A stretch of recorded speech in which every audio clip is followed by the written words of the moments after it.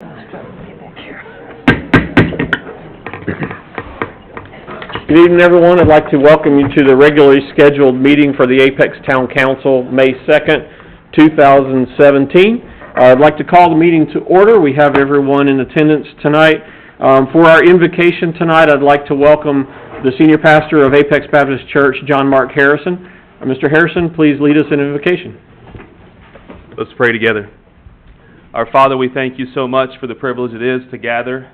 We thank you for a beautiful day that you've given us. And Lord, we ask you tonight for wisdom. We understand Proverbs tells us that fearing you is the beginning of wisdom. And so, Lord, we pray today that you would reveal yourself in this room, that you'd reveal yourself in our individual lives.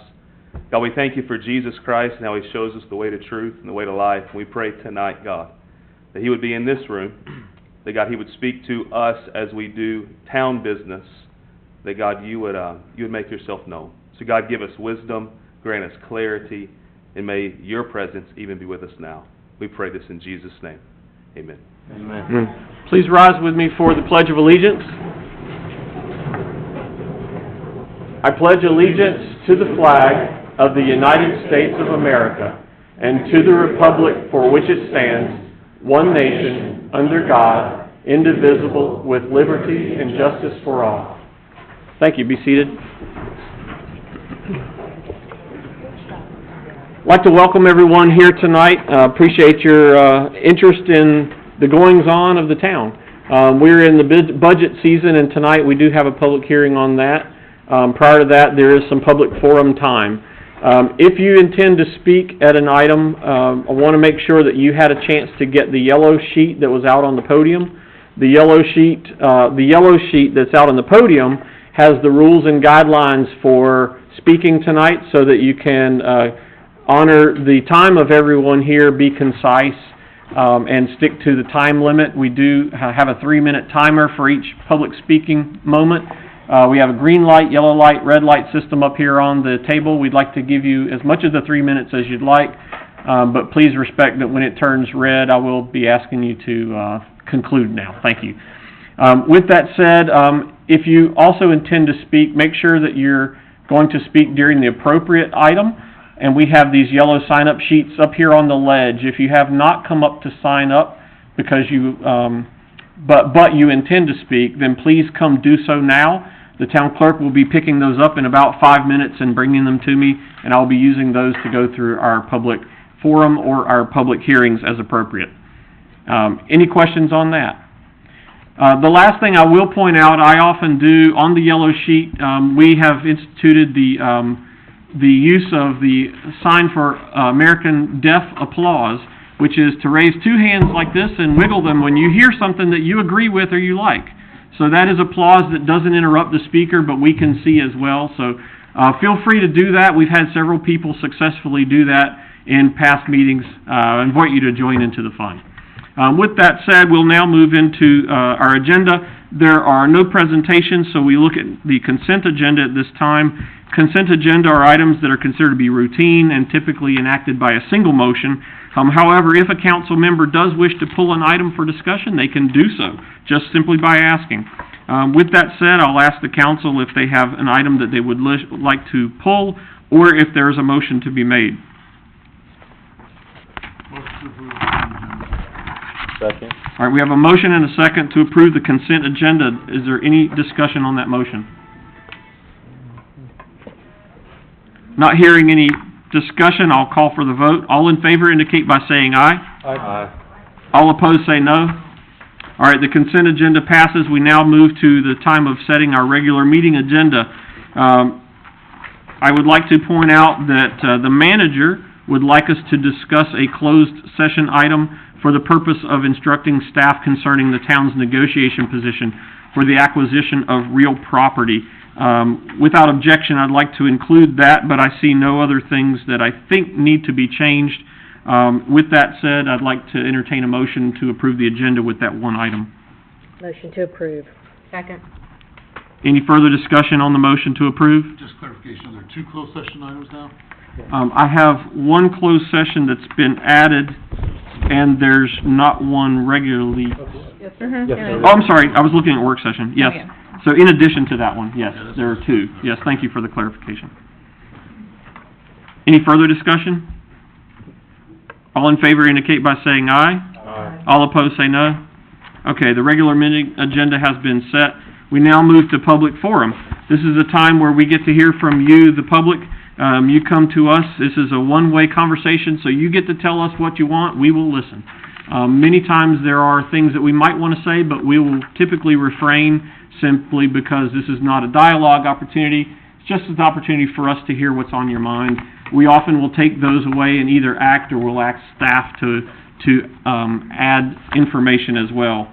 And occasionally, if it feels like it's necessary, we may ask for a clarification in case there is a confusion on a fact.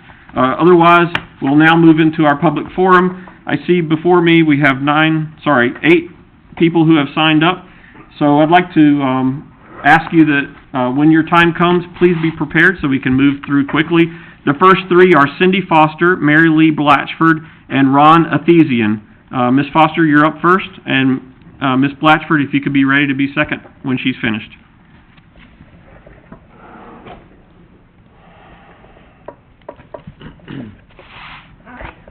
And please introduce yourself with your address, please. My name is Cindy Foster, and I live at 220 Yeaman Hall in Apex. All right, proceed. I had the pleasure to attend the budget meeting in April and heard the discussion of the park and rec bond in November. I also understand a decision on the bond will be made this month, and as part of the senior community, we want to show our support for including the Senior Wing Community Center in the bond before a final decision is made for the following reasons. The senior population is growing and seniors have an interest in their community.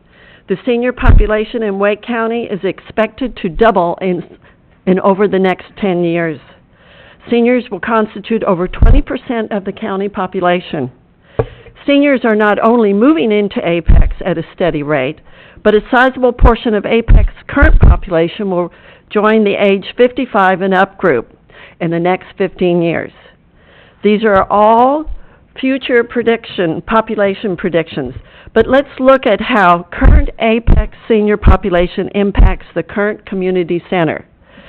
The Apex Community Center is an outstanding center, and it is trying to meet the needs of all Apex residents, young and old. But the center is currently maxed out.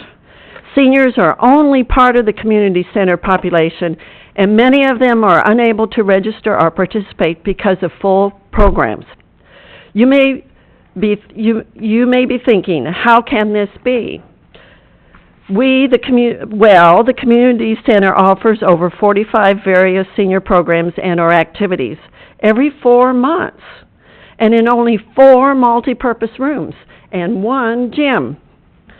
These programs must be designated to fit the needs of all senior age groups, both physically and mentally.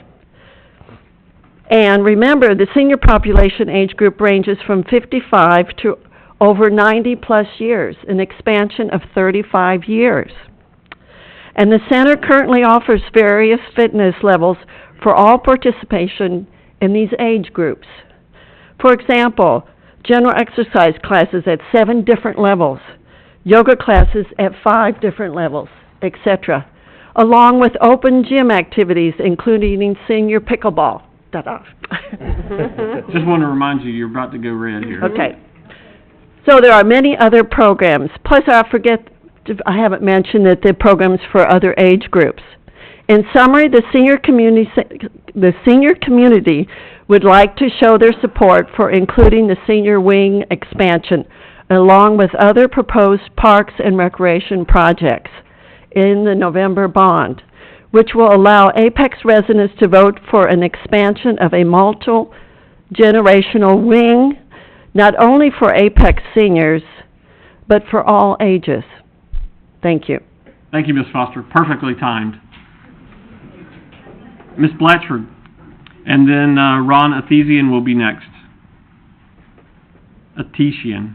Maybe My that's name better. is Mary Lee Blatchford. I live at 433 Parkfield Drive in Apex.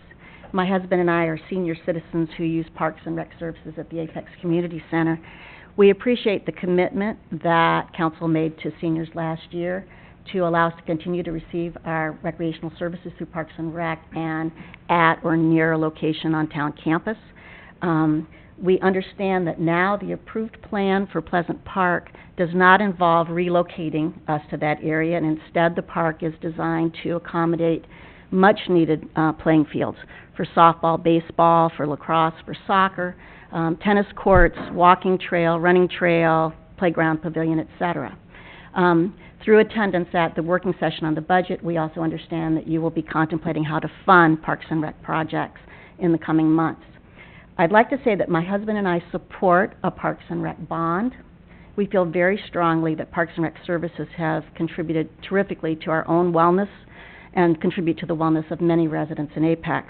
We also feel that the services are well designed, well delivered. We support a bond. We believe that our tax dollars are going to be well used to expand the facility at the community center, not only because we know we have a growing senior population, but because well-designed, multi-purpose, and flexible rooms can be used by citizens of all ages, and we feel that that need exists. We are also happy to see our tax dollars go to fund the services, the athletic fields, the greenways, the services that everyone can enjoy and use. I would say that we believe that the time to act is now. I know it's a big number that you're looking at. I know that it's hard to think about that when you're being very conscious of what it might cost residents and residents across the economic spectrum. The concern I have is that if we do not act now, that window of opportunity is going to close. And with the pace of development that we have, we will be shortchanging the people of our children's generation, our grandchildren's generation. We have benefited from the forward thinking that made facilities available for us now that we enjoy and really value.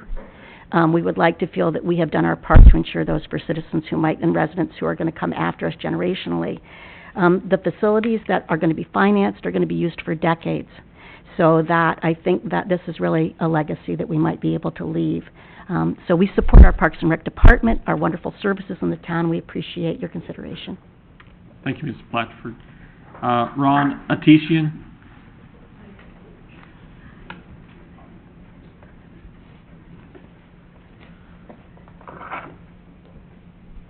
Good evening. My name is Ron Atishian, and I live at 905 Haddon Hall Drive in Apex. I've been coaching lacrosse for about 40 years. Playing for about 40 years and coaching for about 20. I started coaching here in 2007 at the behest of John Hayden when he asked me to start training our middle school boys for high school. I've coached with Apex Sports Authority, various other clubs in the area, including Cougar Select. I currently coach with Lacrosse Trainer and Red Devil United. We are a local club, and all players are based here and play here in Apex. I'm here to greatly say that we do need the full bond approved for the fields at Pleasant Park. We're happy to know that they're on the docket and that they're being considered, and at least partially, but we'd like them considered. We'd like the full bond considered for approval. Reason being is that lacrosse is one of the fastest growing sports in the country and in this area alone. And while other sports are in decline, including football, soccer, baseball, and basketball, lacrosse during the past 7 years, while I've started here since 2007, has been at a steady increase of 158%. You'll see this in a report I submitted back in the November hearing. I have another copy here if you'd like me to submit it again. The other thing I might say is our club supports 250 families in the summer, another 250 families in the fall, and 200 families in the spring. In the wintertime, we play indoor, but we train outdoors, so we're supporting about 150 families at about that time of the year as well. Space is hard to come by. We can't rent out space at the schools. We typically have to rent out space with private property. Right now, I'm coming from Norris Park today, and that's usually where I'm spending most of my afternoons and evenings. At the end of the day, it's important to understand that our club and other lacrosse clubs in the area would appreciate the opportunity to hold tournaments here at Mount Pleasant Park. We have data that's shown that it would bring in $1 million per tournament. We could commit to 2 tournaments a year. These people spend money at both hotels, restaurants, and family-oriented pubs in the area. We greatly urge you that this bond be approved in full, and want to let you know that we need it, the community needs it, and our kids need it. Thank you very much. Thank you. Mr. Bloom, Josh Bloom, and then Scott Dupree following that. My name's Josh Bloom. I live at 2408 Costello Court, and I'm a primary care sports medicine physician. I kind of wear about 4 hats tonight when I speak to you, and I strongly echo the sentiments of the 3 previous speakers in support of this bond fully. I'm first talk as a parent of children who are 9, 12, and 14 young athletes, and playing in a variety of sports all over the county and all over the state. And fields are at a tremendous premium, and that's, you know, kind of the holy grail that we look for as coaches and parents, and having access to fields is critical. So having that opportunity to have these fields in our own backyard, I think would be great for the community and certainly be great for the citizens. As a sports medicine physician, most interested in the health and well-being of patients and communities, it's a total no-brainer to support this park or this project in its full spectrum, and all the positive things that come with that, particularly access to physical activity. I also serve on the board of directors of the West Raleigh Baseball Association, which is a nearly 60-year-old organization that's based out of Raleigh on Beringer Drive. That organization actually has 3 fields that we use essentially year-round, and yet we spend about $60,000 a year renting practice fields. We serve about 40 teams in the spring, and slightly less, 36 to 38 in the fall, and as well as all-star teams in the summer. And the way things work is we practice on those fields, use those fields constantly, but still have overflow and need to rent those fields. Right now we rent all our fields from Town of Cary and the City of Raleigh. So that revenue would certainly come back to the town of Apex in a significant manner. We have roughly a third of our 450 families each season are based out of Apex. It's also important to note that though in the summer those teams travel, and I've done this with my older son and doing it right now with my younger son. So we're playing baseball games and tournaments in Wilson, in Oxford, in Anger, in Greensboro, and we would love to play those tournaments here. The final hat I wear is as the team physician for USA Baseball, and I speak on behalf of the organization who also strongly supports this endeavor. USA Baseball is the national governing body for amateur baseball, and they host tournaments of a variety of age groups all year long. They're based out of Cary. Their national training complex is there, and they play a lot of their younger youth tournaments out of Thomas Brooks. Well, those certainly could be done at Pleasant Park as well, and those families are coming from all over the country, from California to New York and Florida. So that would be something that we think would be great for the organization, but also for promoting the sport and athletes as we go along. So we strongly support it. Thank you. Thank you, Mr. Bloom. Mr. Dupree, and while he's coming up, Jimmy Perry and Ken Firsch will be after that. Good evening. My name is Scott Dupree. I'm a resident of Apex at 1016 Smokewood Drive. I've lived here for 14 years. I'm also executive director of the Greater Raleigh Sports Alliance. I'd like to provide you tonight with some economic impact numbers that may be helpful in your thought process and decision making as it relates to Pleasant Park. Let's say, for example, that at Pleasant Park you earmark 12 weekends a year to host visitor-based outside tournaments. That would be 1 event per month. Let's go with youth soccer, for example.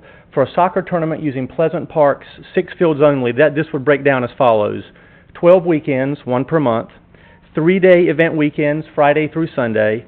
Let's just say, for the sake of conversation, 60 teams based on 6 fields, 5 time slots a day, which is conservative. We'll say 50 of those teams are from out of town, 18 players per team, 2 family members at least per player. That's 54 visitors per team, times 50 teams is 2,700 visitors. Add a bit more for staff, referees, vendors, college coaches, etc. You're looking at about 2,800 visitors a weekend, times 12 tournaments is about 33,000 visitors over the course of a year, but spread out nicely over the 12 weekends.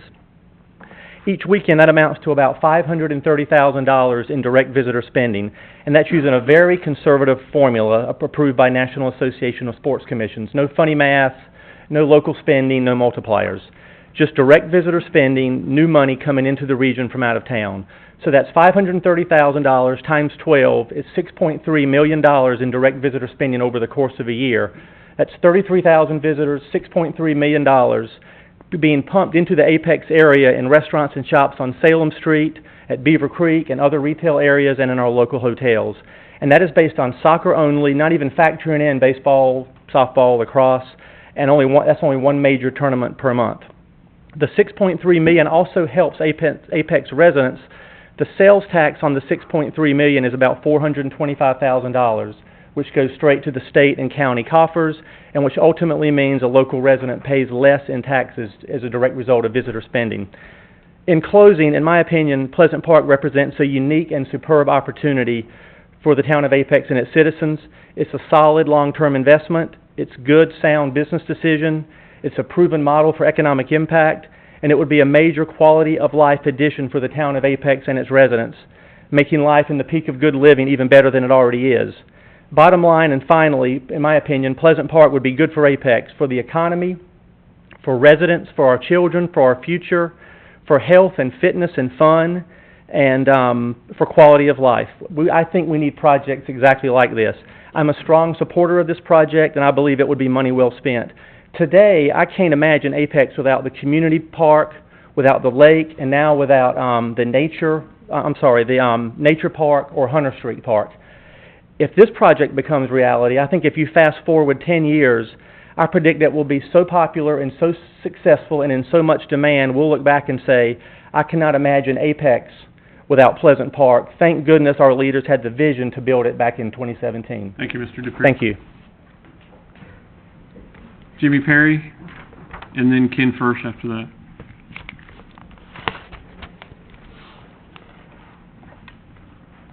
Good evening, Council. I was just here recently, but I'm back. So you won't have to worry about the 3-minute timer because I don't talk very long. But huh? Yeah, we had to check. I'm here on two things. I'm here. My job is I'm Eastern United States director for a company called Collegiate Sports Advocates, where I'm a college recruiter. I go recruit athletes, help them achieve scholarships, and I, for myself, have to travel to these tournaments, myself, to go look at these athletes, where I know that we have a solution, and as everybody else has talked about tonight, that solution is us passing this full bond up in November, not just partial. As former Parks and Recreation advisory chairman for, I can't even tell you how many years. I was on the commission for about 14 years, but I was chairman for about 6 or 7 years. I know that in the past we've run, and successfully, 2 bond referendums already, but both the bond referendums didn't cover everything we need to cover.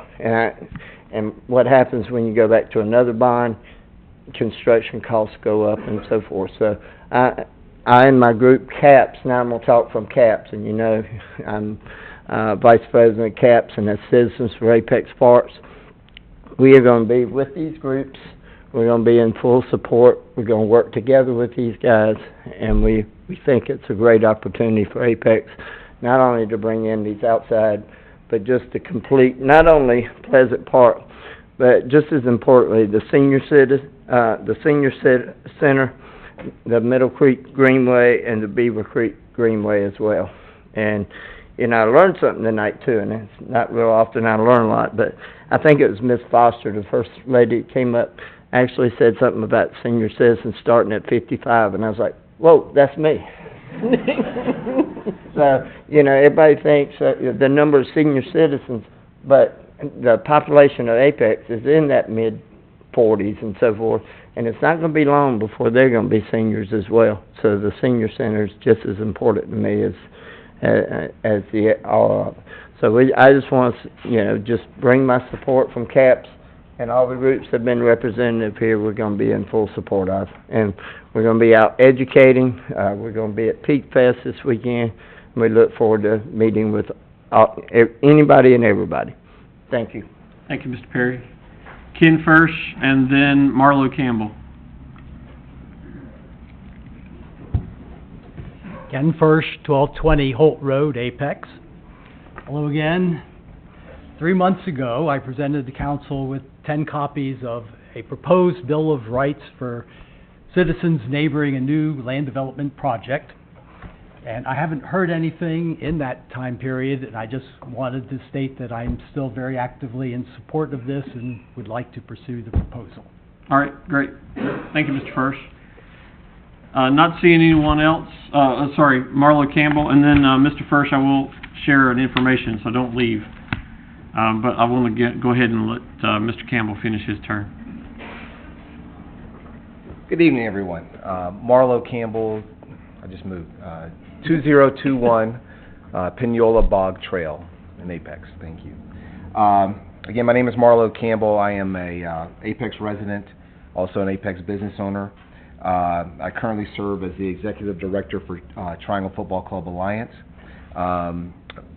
We have recently gone into an agreement with Capital Area Soccer League and North Carolina Football Club to form the largest youth to pro soccer organization in the United States. That will encompass more than 13,500 youth members from ages 3 to 19. In that, it's over 1,000 Apex families that are included in that number as well.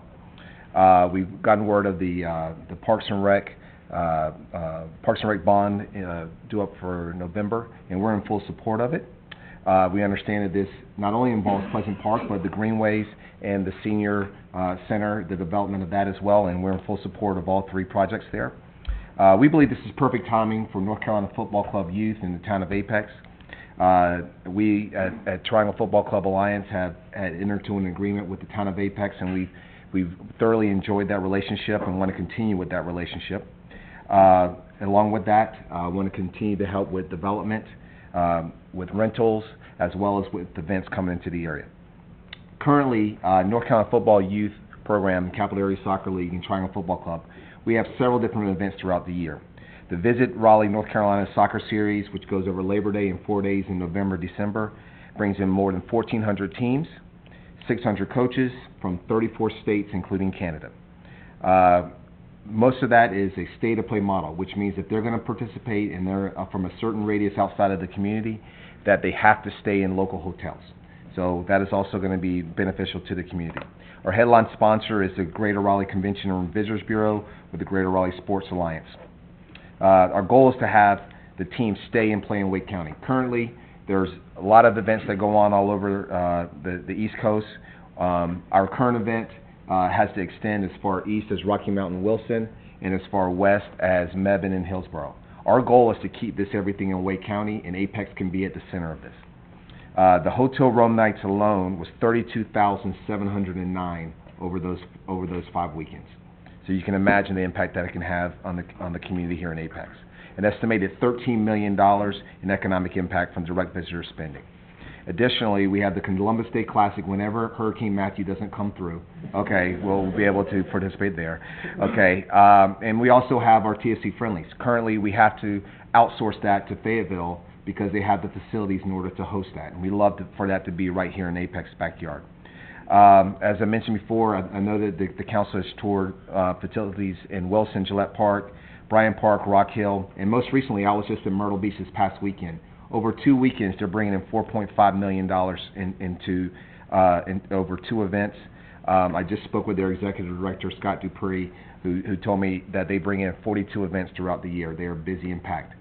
One of the big, one of those big things is the turf fields. Okay, it's a thing that's crucial for us to be able to have the turf field so that we can have these events rain or shine. We're ready to partner and make Apex the destination place for events in the state of North Carolina. Thank you, Mr. Campbell. Appreciate that. Having reached the end of the list, just want to make sure we got everybody. Nobody? All right. So that concludes our public forum time. At this time, I'll close the public forum, close that public conversation. A couple of thoughts. First of all, thank you for everyone who came out tonight. We did hear what you had to say, and we were up here taking notes, all of us. Appreciate everybody's time for coming out and speaking on that matter. Specifically, Mr. Firsch, I just want to let you know, probably you haven't heard anything because the staff have been going through the notebook pretty thoroughly, and they have been finding things to work on. So they are working on that. Town manager assures me that that's the case. What's that they say? Watch this space. So hopefully there will be some things that we can talk more thoroughly about when we get a little further down the road. As you know, there's a lot of growth opportunity happening around Apex that we're also dealing with, so we're having to fit it all in. Thank you very much. I guess that's it for the public forum. I just want to make sure I covered that. All right, so now we move into the time of public hearings. We now have public hearing number 1. This is our public hearing to receive citizen input on the proposed fiscal year 2017 and 18 town budget.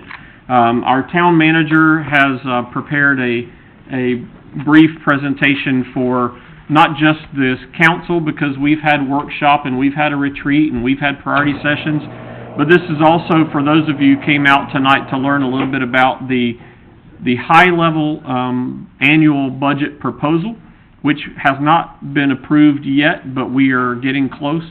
But I just want to turn it over to the town manager now to share with us the high-level summary points of the budget. Thank you, Mr. Mayor, members of the council. Thank you for the opportunity to present just very briefly, and I noticed the lights aren't on. Thank you, Mr. Mayor, for allowing me more than 3 minutes to try to cover your budget for you. You're welcome. So just for the benefit of those in attendance, so the council was presented this draft budget on April 4th. You had a chance to review it. The public then also had a chance to review that first draft. We had a pre-budget public hearing in February that informed that first draft of the budget. We had personnel committee meetings on the 14th and 16th of February, where the personnel needs of the entire organization were discussed with the committee. And then with the finance committee, we met on the 22nd and 28th of March. This represents a significant investment of time from your professional staff and from the members of the elected body in getting the budget to this point. So here's the overview. The 3 main funds that make up your budget: the general fund, water and sewer fund, electric fund, total $107.7 million. It's a 1% decrease from the prior fiscal year. And you can see on the right side, the project funds add an additional almost $27 million to your budget. Some highlights in the general fund. General fund is all of the operations of the town with the exception of the businesses we run, the water and sewer and the electric business. This accounts for $51 million of your budget. This is down 1.9% from last year.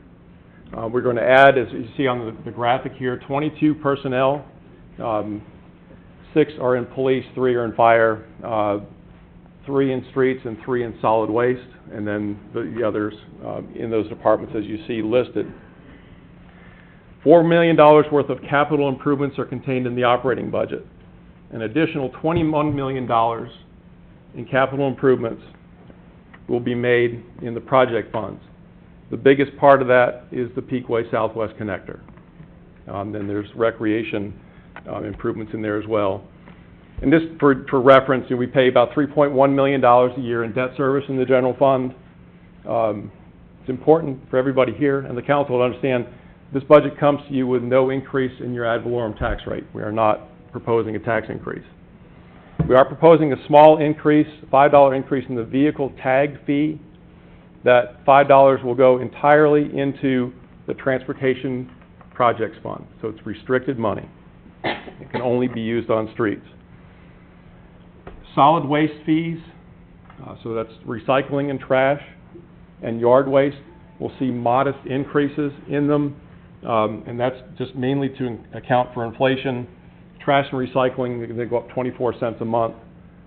The yard waste fee is going to go up 1 cent a month, so very, very modest increases there. The electric fund accounts for $38 million of your budget. This is an increase of 4.4%, largely because we're investing more into our system. 2 additional personnel, a utility locate technician, and an additional electric line technician. As you can see, $3.5 million in capital improvements, $2.9 million from project funds. Of note here in the electric fund, no one can remember the last time we did a rate study in the electric fund. That included Tim Donnelly, who just retired after 20-plus years. So it was time. We did a rate study. The bottom line of the rate study is we're going to shift more of the burden of the fixed cost of operating the utility to the base charge. So everybody's base charge is going to go up. Everybody's electric, the demand rate or the energy rates will go down. So if you are our average user that uses, on average, over the year, 1,050 kilowatts a month, you will see no change in your electric bill with that. But it was important to get the base fee to pay for the fixed cost of operating that business. The water and sewer fund, $19 million budget, down 8.4% over the prior year. You can see that we're looking at about $1.6 million in capital outlay within the operating fund and about $3 million in project funds. And all these details are contained within the budget document that's available to the public on the website. 5 additional personnel, $4 million in debt service. That's a big chunk of change that we pay in debt service in the water and sewer fund, and that's to fund the Western Wake Regional Water Reclamation Facility. We also had a rate study done in water and sewer. What that found is that the water system was making a little bit of money, the sewer system was losing money. So what we're proposing to do is adjust rates. We have not made a rate adjustment here since 2012, so inflation has continued to move and we have not. We're proposing to move to tiered water rates for residential customers. So the more you use, the higher your volumetric or per 1,000 gallon rate will be. There's 3 tiers proposed, and again, that's all outlined within the budget. It's important to note that these are modest changes. So if you're the average residential water user who uses about 5,000 gallons a month, and that's our statistical average, that customer will pay $1.46 a month more than they paid this year. If you're a high water user, if you're using 16,000 gallons, that's a lot of water, so you're doing a lot of irrigating and so on, you'll pay about $3.77 more per month. So modest increases in order to maintain the infrastructure and run your business. That's the overview. I'll let you hear from your residents. Great. Thank you, Drew. I hope everybody was able to see that. That was a fantastic set of graphics. I was very happy to see that. It's a very good high-level summary. With that, I'd like to open the public hearing for input on the budget. I have 6 names for people who have signed up to speak. So the first 3 are Mark Blatchford, Charles Sandhofer, and Carlene Reynolds. Feel free to come up in that order, state your name and address, and then let us hear from you. And if you could, just make sure the little podium there is scooted over so that you can see the lights. There you go. Thank you, Mr. Mayor and council members. I'm Mark Blatchford, 433 Parkfield Drive in Apex. I'm really here to talk about the budget because you've seen me at some of your budget meetings. I had the pleasure of sitting in at least 3 of the meetings that happened to bring the budget along its way to you for final approval. I did that because I was interested in knowing more about the town. I'm a fairly new resident here, and I thought the budget's a good place to start to know about the town. But as I did that, there are 5 key questions that I thought that the budget needed to answer for me as a citizen. The first of that is it comprehensive? Does it cover everything the town has to do? It's a naive question. You've been doing budget for a long period of time, but it did educate me on all the incredible things the town has to worry about in funding. And so I came away with the confidence that, yes, it does cover the full scope of what the town has to do. Secondly, is it accurate? Do the numbers add up? Well, I certainly wasn't going to go through and add up all the numbers on a calculator, but I did get a sense from the meeting that it's a very high-quality staff that put together the budget. The budget had a lot of review, a lot of eyes looking at it, and it's got a good software program driving the numbers and doing a lot of the math. Third question I think it's got to answer is, was it a rigorous process? Were there a lot of eyes on this? Did people question the assumptions, question the request? And I saw that. I saw good questions asked. I saw good answers given. I saw disappointed department heads when they saw their needs fall off the table, but I knew that they understood that they couldn't pay for everything. The fourth thing was, will this budget allow the town to continue to provide the level of service that citizens want and deserve? That's a hard question to answer because everybody knows a budget is a guess. There are a lot of assumptions built in there, but I was impressed by the amount of data, objective data that went into supporting the budget. And I came away with the feeling that yes, that this budget will take care of the needs of the town next year, and we have a very healthy reserve in case there's an unknown, which you just can't predict. And the final thing I think it's got to answer for citizens is, what's it going to cost me? And we already saw from that great presentation that it's a balanced budget. There are some tweaks in there, and I sat through some of the explanations of those tweaks, and I was satisfied that they were there intended to remove inequities, to make the fee structure more understandable and more manageable. So I came away from the whole process better educated and having a sense that you're doing a good job putting the budget together. The only thing I would request is those tweaks, I think people need to understand before they show up in our bills next fall, whenever that's going to be. And I hope that instead of having to dig through the budget, which I did, and find the detail, that something comes out that gives us a good explanation of that. Thank you. Great, thank you, Mr. Blatchford. Point taken. Mr. Sandhofer? Hope I'm saying that right? Yep. All right, and then Carleen Reynolds is after that. My name is Charles Sandhofer. I live at 1490 Orchard Villas Avenue in Apex. It's a condominium community. We've got 85 homes there. I'm on the finance committee, and as on the finance committee, I happened to notice one of the charges that showed up in our finances are covered by our monthly assessments, and that was the bulk trash pickup. Last year, this association paid $5,967 in fees, which covered about 6 Christmas trees. We expect to pay $69.97 in 1917 and 2017 based on the increase in fees. When I called the city and asked about the condos and why we're paying, because we have a yard service that picks up and hauls all the trash away, they said, "Oh, don't worry about it." And others, we also hear that same comment from townhomes. Whereupon I did get from Mr. Havens a count of June 2016, which the budget is based on, that there were 2,515 townhomes and 217 condos. Those represent 19.5% of the budget. So we're saying that 20% of the people paying don't require the service. I can't speak for all of the townhomes. I would like to speak about the condos. A condo, as a condo owner, we only own the interior of the unit, just like a apartment dweller only has possession of his particular apartment. Apartments are exempt from any assessment of this bulk fee. I have no idea how many apartments we have in Apex. In any event, I was looking then at the current residential development operation permits and this kind of thing. Come to find out that there's another 171 condos that are supposed to be, developed here. So we have a total of 388 condos. If those total condos were exempt, the cost to the city is about $22,000 per year for a service that they don't need. You're saying, well, gee, how are we going to fund this?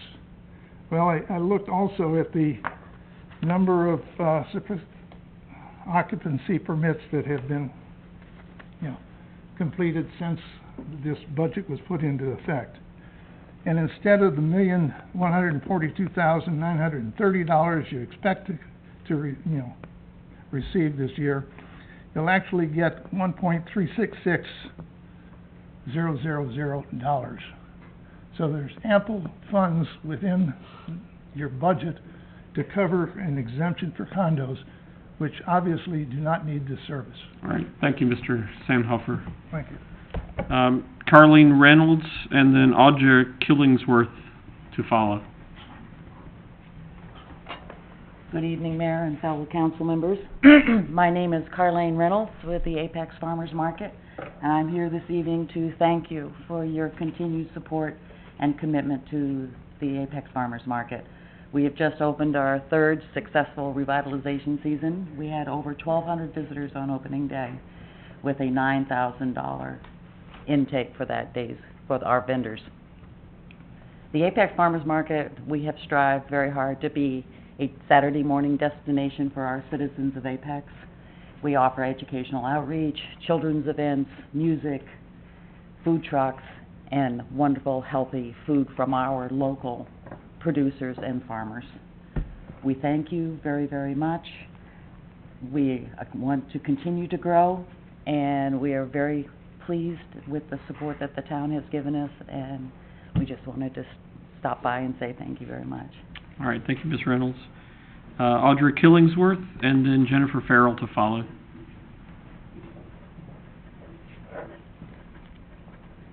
Hello, Council. I'm Audra Killingsworth. I live at 983 Tender Drive. I am a resident of the Villages of Apex in the town of Apex and have been for the past several years. I have 4 children that attend the Apex schools, and I'm a mother who works full-time. I've been taking my children to the town of Cary for the past several years to utilize their summer art and recreation camps for several reasons. I appreciate that the town of Apex has summer camps and is working toward being more inclusive. However, I am unable to take advantage of that. The town of Cary offers hours that full-time working parents can work with.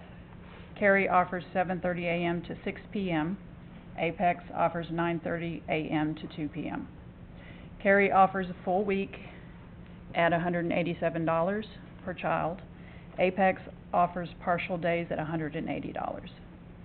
I realize that Cary is much bigger and has established parks and buildings and open spaces to utilize. However, here's a concern. I noted that in the proposed budget for Parks and Recreation this year, the expenditure proposed to decrease from last year by approximately 11%, while our town and number of residents are rapidly expanding. I ask that you look to increase the budget for Parks and Recreation overall instead of decreasing it.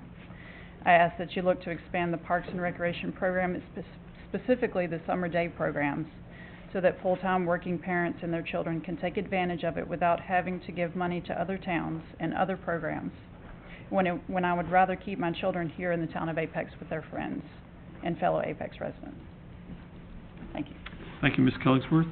Jennifer Farrell, and then Tina Sherman.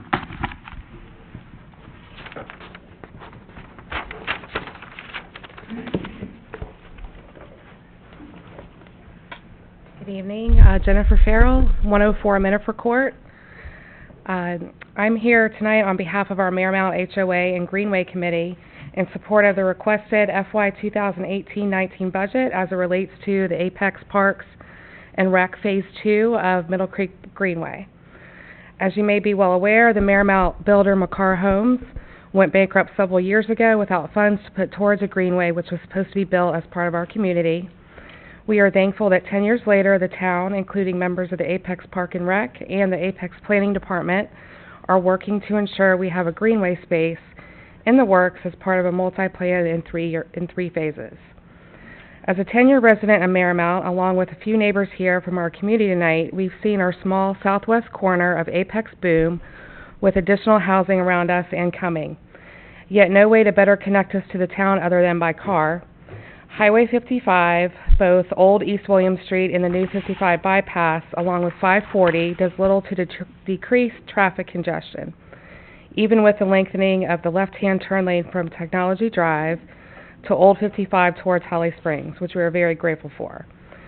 With little to no sidewalk space along these busy roads into the town of Apex, we continue to feel disconnected and turn towards Holly Springs for shopping and recreation, as well as Cary with easy access off US 1.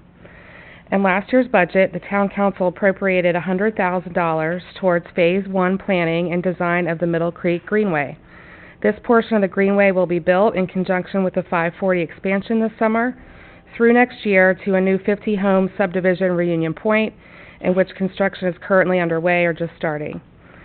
It was wonderful to hear that our Director of Apex Parks and Recreation, John Brown, has requested $162,000 towards Phase 2 of the Middle Creek Greenway. And as a newly elected at-large HOA member, I've had some great conversations with Angela Renke at our Parks and Rec Land Acquisition and Greenway Specialist. She's wonderful. And she clearly explained the process and where the proposed road connectors, 1 or 2 of them, will connect to the proposed Greenway sections, including the Smith Road, Lufkin Road, and 1010 Road areas of Apex, Holly Springs, and Cary. We do not want private development deals and the influence to delay or complicate plans for public greenway construction, and our community would like to be involved in the rational management of surrounding housing density, commercial and industrial development, and infrastructure.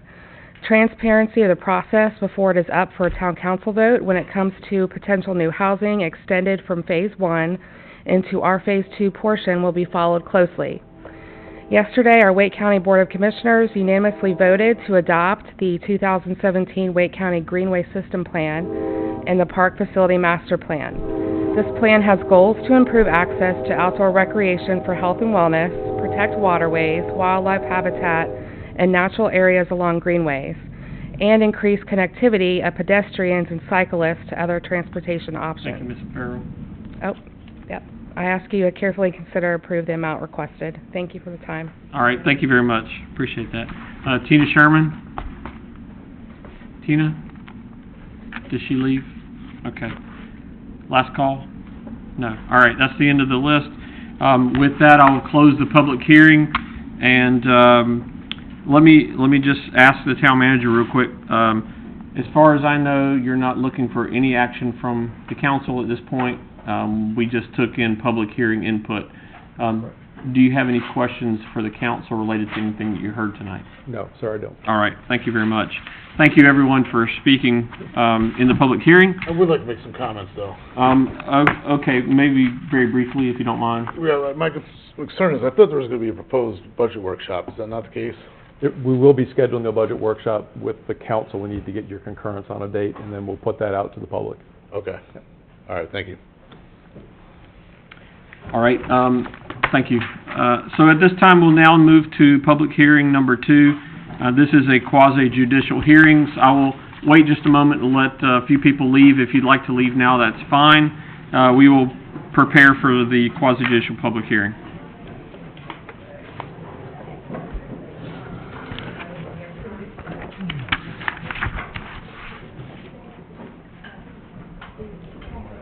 Special use. Bad cold, man. It's a bad cold. I don't know, it's sniffing. It doesn't look good.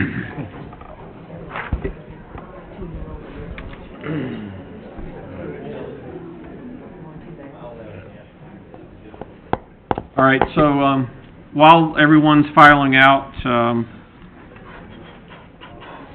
I want to make sure this is the special use permit number 2, so just ask all the council members if you can confirm you have the checklist in front of you for the special use permit. All right. Which one is this? This is special use permit checklist. Yep. And what we'll do, a little bit different from what we've done, just to help streamline the end, rather than me going through the checklist one by one by one, I'm going to ask the council members that you keep that checklist close by hand, so as we hear testimony, feel free to mark on it. When we get to the point where we're going to review it, I'm just going to ask an open question if there's feedback. And I won't wait long, so be prepared. But if there is feedback, be ready to offer that up. At this time, we'll now take up this quasi-judicial public hearing. I now will follow the recommended list, so pardon me while I go through this list, but it is not something easily memorized, so I'll rather do it correctly by following the list. Step number 1 is open the public hearing, so at this point, we'll consider the public hearing open. The town clerk now shall swear in all persons wanting to testify. If you are going to be testifying during this public hearing, you'll need to come up and let's see.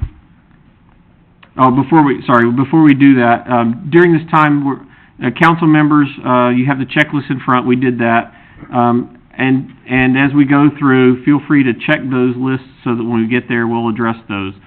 At this time,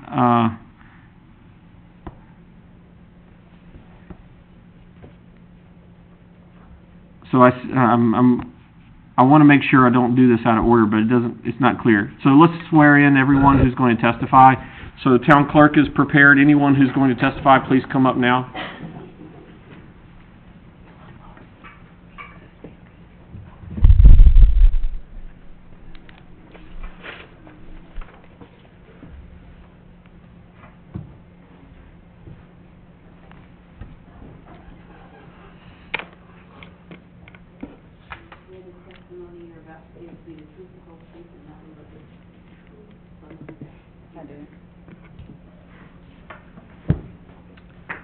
Okay, at this time, I'd like to identify the applicant and the applicant supporters,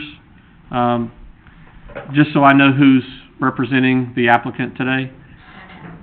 You're the applicant? Okay, and are you doing the quasi-judicial standing, as it were? Yes. For the applicant? Paul Sam, representing the applicant, 714 Hunter Street. All right, very good, thank you. And Mr. Josh Renke is a witness from Ramey Kemp and Associates. Okay, very good. You were sworn in just now? Yes. Okay, great. All right, thank you. And are there any opponents that wish to register for this item? Okay, not seeing any opponents, then that will make this event go much quicker. At this time, I would like to give each council member, including myself, an opportunity to describe the communications about the case. Whether you've had communications prior to this night, if there are any relational or financial conflicts related to the case, and if you will be able to decide this case impartially and solely on the competent evidence presented at this hearing, I'll gladly start. I have had no prior communications on this case. I have no conflicts, and I can, if needed, I can decide this case impartially. I'd like to turn to my right. I have no conflicts and can be impartial in my decision. I have had no communications, no prior conversations about this. This is where I go to church. I do go to church at a different campus of the same organization, but I can make a decision impartially. All right. I've had no communications, and I don't believe I have any conflicts. No communications, no conflicts, financial or otherwise, and I can make an impartial decision. I've had no communication, but I do attend church there at that campus. All right, thank you very much. At this time, have any council members viewed the site in specific related to this case? Not whether or not you've ever seen it before, but has anybody gone to look at it specifically related to this? No. Okay, not seeing anyone. All right. At this time, I'd like to give the applicant opportunity for open statement, and let me see if, Mr. Stam, if you're doing the standing, as it were, you can make your opening Mr. Mayor, statement. members of the council, I'll be very brief. Georgiana Wiest is the head of school for a new private school that will be there. She'll describe that briefly. Mr. Renke is with Ramey Kemp and Associates, and he'll describe the only real issue that I see is potentially there, and that is how traffic is managed. All right. Thank you.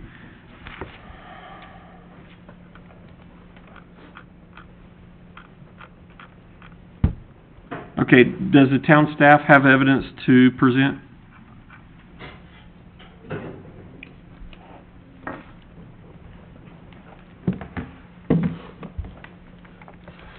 I'm Shelley Mayo. I am a planner with the town of Apex. I have my master's degree in city and regional planning, and I've been with the town for 3.5, almost 4 years.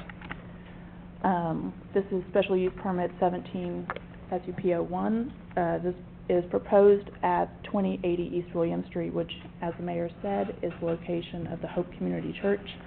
Hope Community Church was approved in 2014 by the town council. At the time, a special use permit allowing a daycare was approved at the same time. Because this did not also include a school use, this is why there's a second special use permit coming back in order to add that use. It's a requirement of the UDO that any schools co-locating in a church must be approved by special use permit. Construction was completed on the church in November 2016.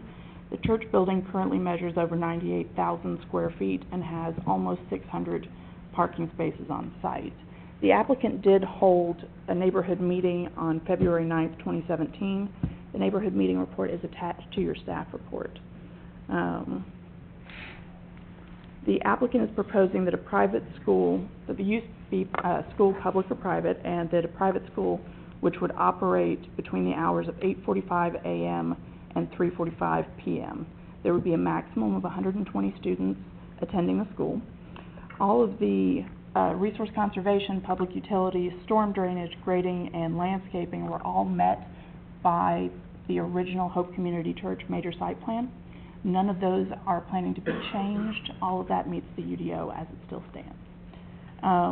As far as parking and loading, as a part of the application review, staff did require a TIA be provided in order to determine whether there were any additional road improvements that would be needed because of the additional traffic generated by the school. Ramey Kemp provided us with that TIA.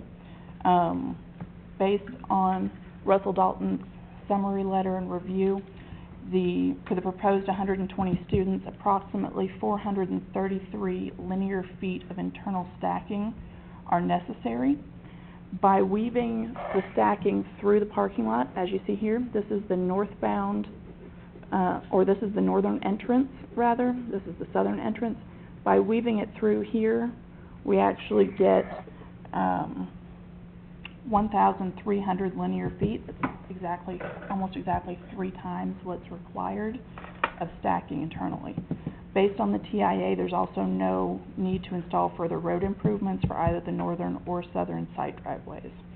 The proposed plan is consistent with the Apex Transportation Plan, and staff's opinion is, planning staff does recommend approval for this special use permit as shown. I'm happy to answer any questions. All right. So, to follow the rules, this is the end of your testimony. Let me now see if council has any cross-examination questions for Shelley Mayo. And just as a reminder, this is your primary opportunity to ask staff a direct question about her testimony. How many students maximum did you say the school would have? 120.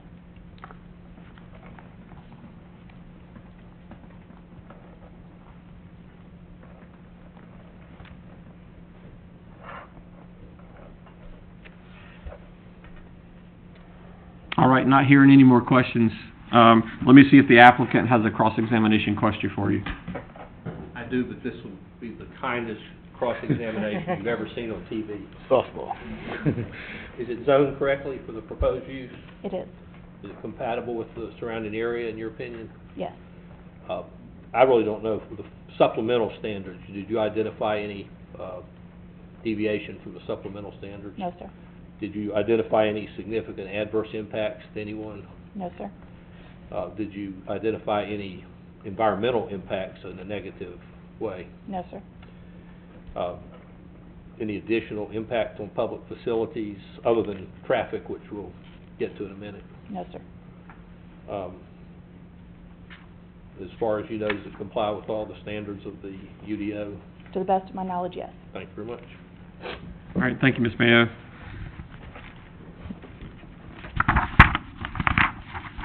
At this time, I'd like to invite the applicant to come present evidence with their witnesses. Can I lead her with 2 or 3 questions? Please do, sure. What's your name, where do you live, and where's the school? Okay, I'm Georgiana Wiest. I actually live in Holly Springs, but the school will be at 2080 East William Street inside Hope Community Church. And is that in Apex In jurisdiction? Apex, yes. Okay. What is your position with the school? I am head administrator and founder of Heritage Leadership Academy. When do you plan to open?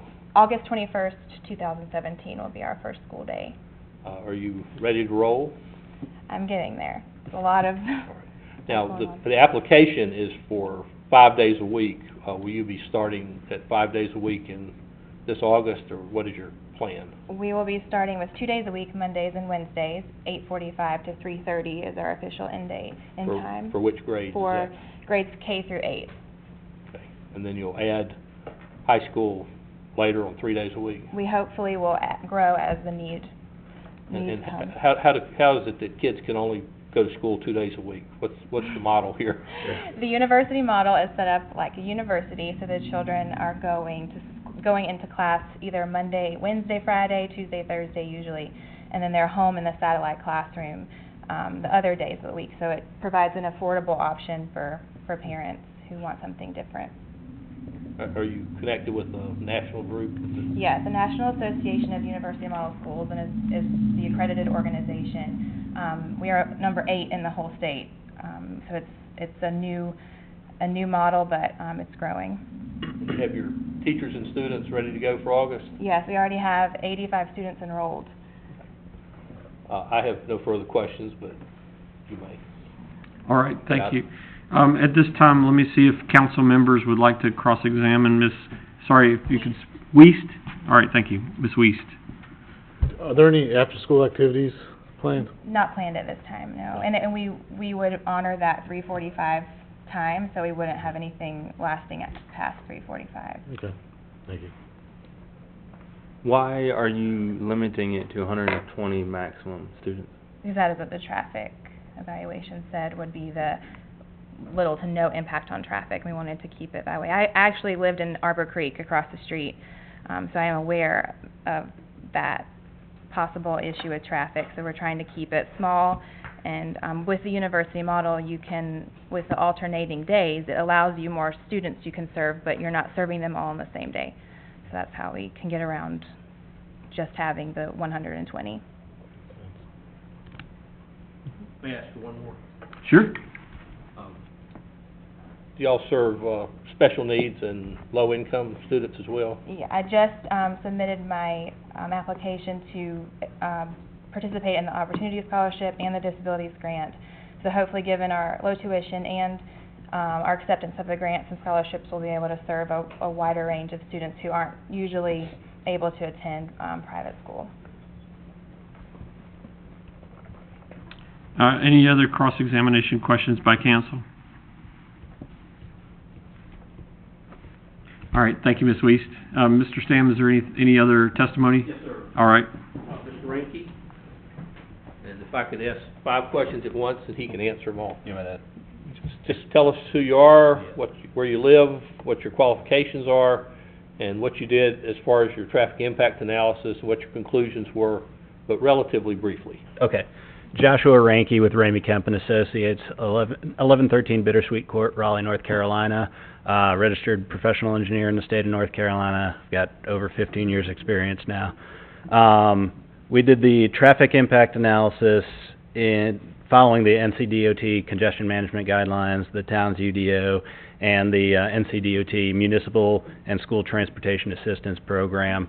Because it is a school, it operates a little different. To be conservative, we did follow all their guidelines for trip generation, stacking requirements and such.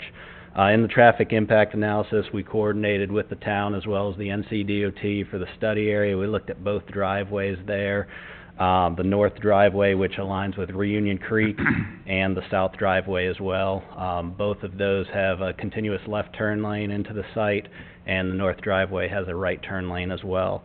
One of the things worth noting, while you heard there will be different days for the different grades, and it's expected to start with the younger students, we actually looked at both subsections there and kind of ran in the MSTA guidelines, the way they do a trip generation. We ran 120 students for either one of those, so kind of looking at the ultimate build-out worst-case scenario, and we used that. Even though it's not what they're expected to open with, it kind of provides that worst-case scenario that we looked at. We also, when we studied the site driveways, we looked at a longer period of time there to kind of get the peak during that period, and then kind of overlap it with the peak of the school. So we're looking at the peak of the school as well as the peak of the site driveways, which does include, there is a daycare that's operational there, so it does include those numbers that are already at the site. One of the things worth noting, the stacking, it was already discussed. It's only required to have about 433 feet of stacking. 1,300 feet are required.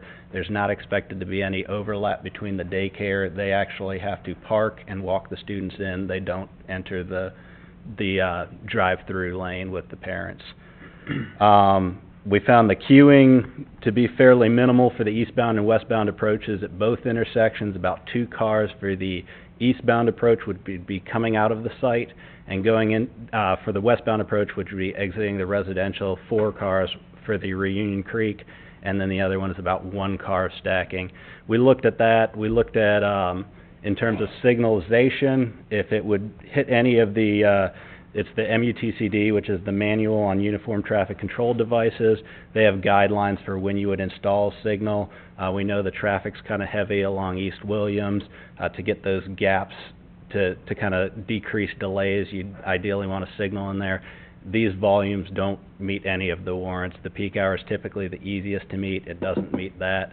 The 4 and 8 hour are usually what DOT prefers for signalization, and it's expected to fall far short just due to the land uses. You have the residential and the school out there. So with the turn lanes already provided along East Williams and the egress lanes there, along with the internal to the site stacking, we don't recommend any additional improvements for that. All right, before I ask the council to cross-examine, let me see, Mr. Stam, did you have any other questions that you wanted Mr. Ranky to address? Correct the typo. I believe you said 1,100 linear feet was required. Did you mean 1,100 feet is provided for stacking?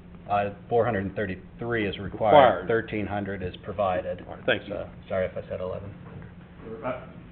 It was 13, but you said it was required, but it was provided. 433 is required, 1,300 is provided. Very good. All right. If that concludes your testimony, all right, thank you. Any cross-examination from council? I just had one question, because I know you did this on worst case, which would be one child per car, but you know if there's any program to assist parents in carpooling program? It is expected that they would have carpooling. We heard that early on, but just to keep it conservative, like I said, we did follow the MSTA guidelines, which it's not school specific, it's across the state. They just collect data, and essentially, we really don't have as much say there, but it does provide a more conservative analysis. So what we actually saw, it's likely to be less of an impact than that. So you're saying they will have a carpooling program? Yes, it would be expected that. Okay, thank you. Any other council members? All right, thank you, Mr. Ranky. Thank you so much. Mr. Stam, any other witnesses? No, sir. All right, thank you. That concludes the applicant's presentation of evidence. There are no opponents, so we get to skip that step. At this time, I'd like to ask staff and the applicant if they have any non-repetitive rebuttal evidence to present based on anything that was presented after they went. All right. No. All right. No rebuttal. At this time, let me ask the applicant if they'd like to make a closing argument. We'll waive that. All right. Waived. Thank you. And since there's no opponent, there's no closing argument from them. At this time, I'd like to ask the council members to take a look at their checklist for the special use permit. Hopefully you've been able to kind of look at this while we were going. I'd like to take a few minutes to see if you have any questions of the applicant or the staff before I close the public hearing. This is your last and final opportunity.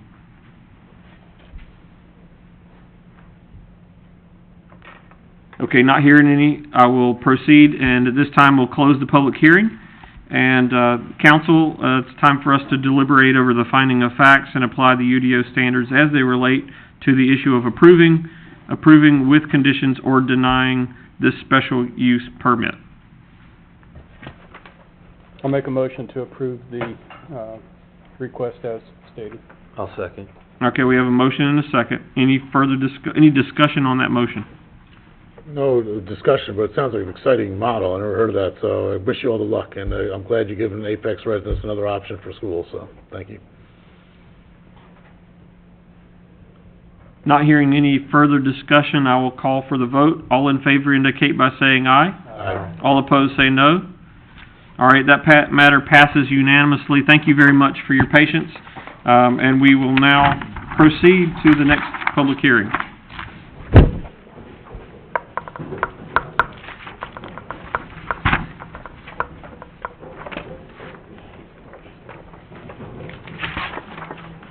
This is public hearing number 3, quasi-judicial public hearing related to the major site plan for Westford Apartments. Just like before, I'd like to point out the checklist for the council. There is a checklist called Major Site Plan Checklist. This time I'd like to open the public hearing and have those who intend to testify please come up and be sworn in.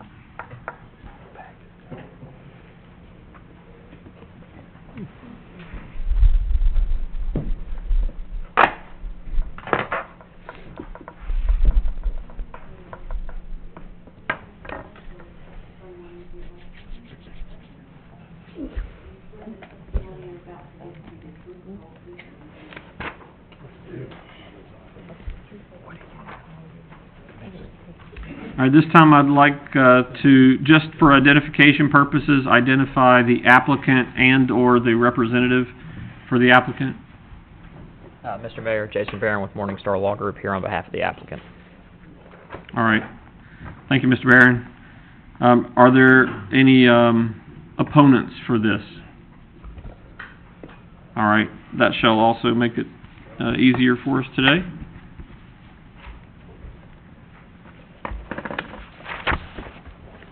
All right, this time, just like before, council, opportunity to describe.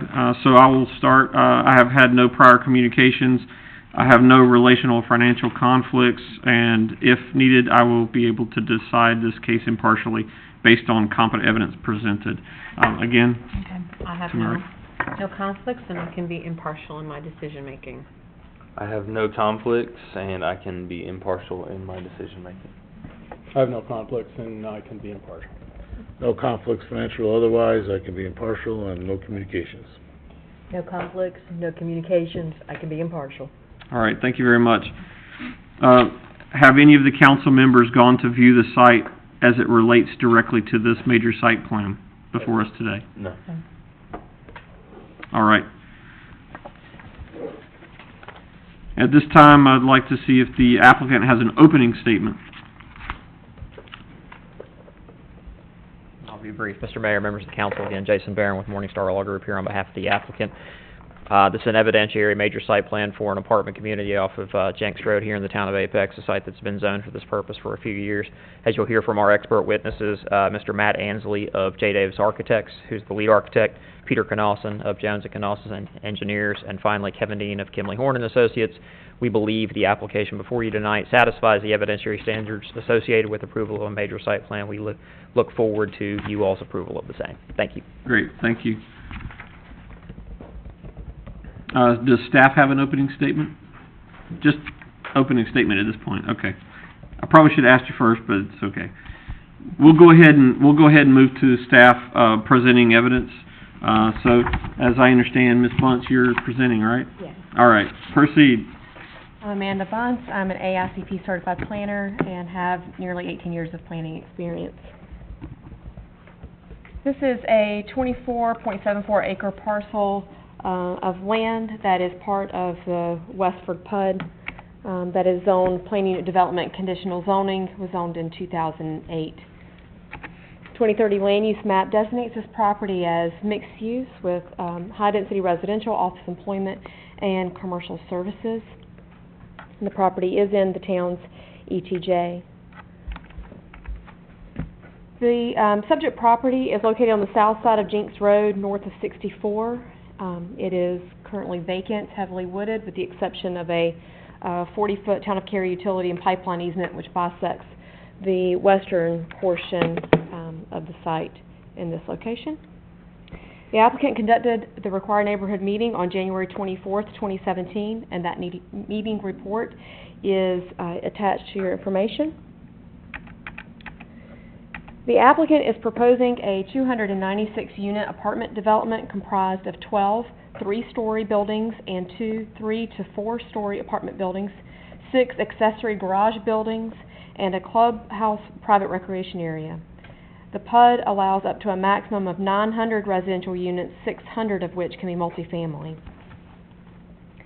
The approved Westford PUD requires a total of 23% RCA to be provided across the entire PUD area. The PUD also requires that RCA areas associated with perimeter property boundaries be established and platted with the first subdivision or site plan submittal, and that has been done with this development. The major site plan for Westford Apartments is providing 11.6% of the overall RCA for the PUD. Of this acreage, 4.78 acres is provided with the apartment site, and 6.83 acres is provided within the PUD's perimeter buffers. Only one PUD required buffer is located within the area of the major site plan, and that is the 30-foot Type E buffer along Jenks Road. The plan does provide that buffer. The parking requirement for apartments in this planning development is 1 parking space per 1-bedroom dwelling unit and 1.5 spaces per 2 or more bedroom dwelling unit.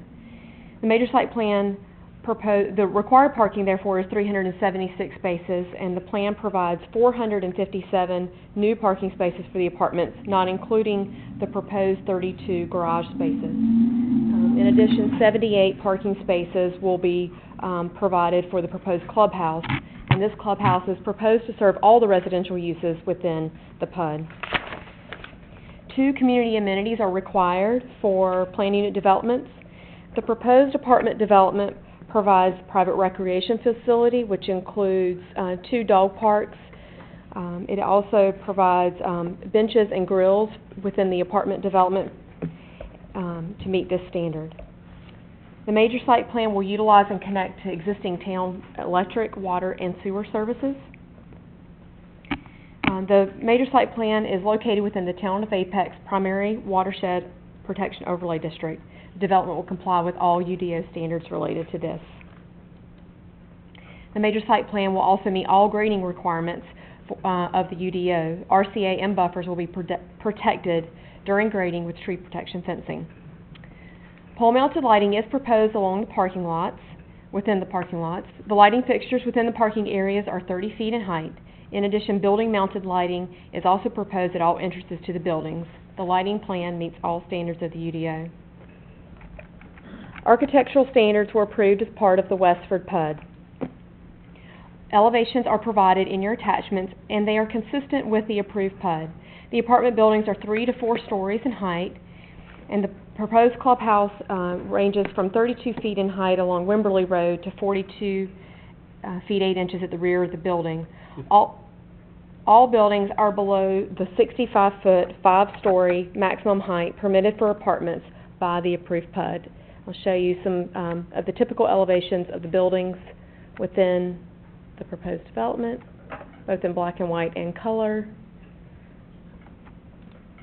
This is an example of a building that on one side of the building is 3 stories, and then as the topo changes, it's 4 stories on the other side. And then the proposed clubhouse with the front elevation along the extended Wimberley Road, and then the rear elevation which faces the apartment side of the development. And elevations for the proposed accessory garages. On September 26, 2012, the Westford PUD was most recently discussed at the Parks, Recreation, and Cultural Resources Advisory Commission.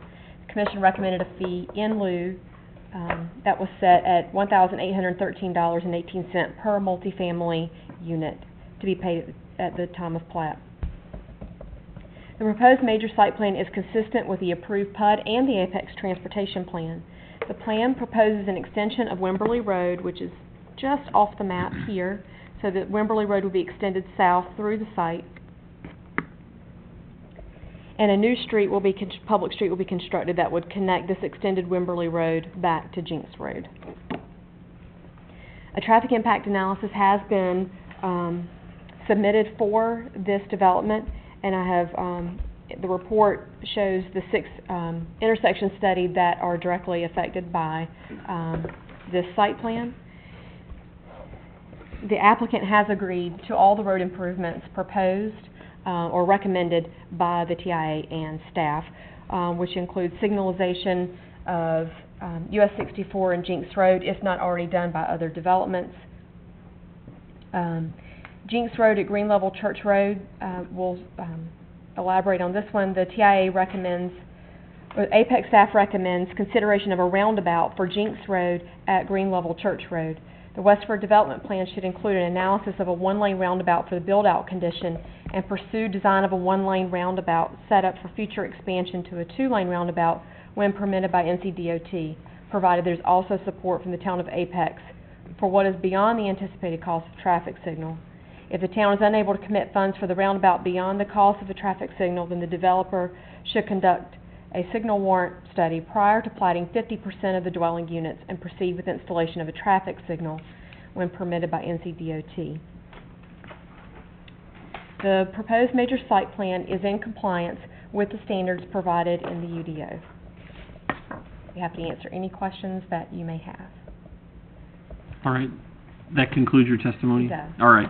Questions from council? Wimberley Road, we're extending that. It sounds like it's still gonna terminate, just at the property line. What's the long-term plan for Wimberley Road? I will have to defer to Russell on that one. I believe it's just shown within the PUD boundaries, it was shown to extend to, the edge of the property. Right. Where it can go from there is really up to site conditions and future development. You don't envision going to 64 though, right? I do not know the answer to that for sure. I do not believe so, but, Russell may be able to answer that more Okay, thank you. definitively. Is the clubhouse a single-story clubhouse, or is it 2 stories? From the Wimberley Road elevation, it appears to be a 1.5-story elevation. Due to topography change, though, from the rear, it will have the appearance of 2.5, 3-story structure. All structures are below the height permitted by the PUD. Did staff feel that the traffic mitigation that this development was providing is sufficient? I know it's a pretty congested area out there already in peak hours. Did you say staff felt that it was sufficient?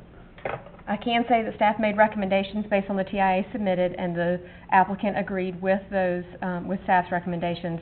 Any further elaboration, I'll have to defer to our traffic engineer, Russell Dalton. They agreed to all of the recommendations? Yes. Okay. The type A buffer along Jinks Road, or I'm sorry, a type E buffer along Jinks Road, as you know, we've been trying to push for A buffers, certainly in subdivisions. That's a long stretch of fairly open area into the apartment. Did you discuss, or I don't know whether that's a question I can ask the applicant, but to go to an A buffer or possibly a B buffer if that's not acceptable, or an A buffer along, 60% of it, so it's broken up in some manner, at least to soften the look from Jinks Road, because there's a lot of housing out there and people going by. This is a different type of development. Staff did not recommend anything beyond what the zoning requires for the development. There is existing vegetation within the buffer. Planting to a type A buffer may cause removal of existing vegetation. But a B buffer would not, in all likelihood. It really depends on what's there and what's being proposed. So staff ensured that the site plan complied with the zoning for the property. But the staff does know that we've been trying to push for other than E buffers along those roads. Is that correct? That is correct. But you didn't recommend it to the applicant? No, I did not.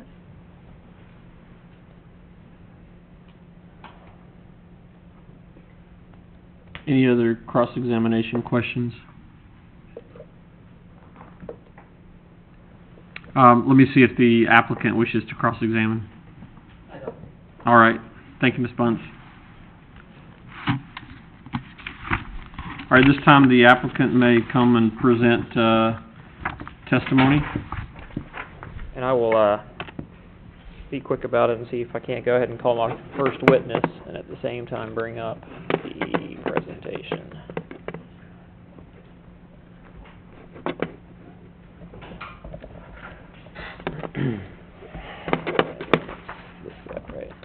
Beautiful.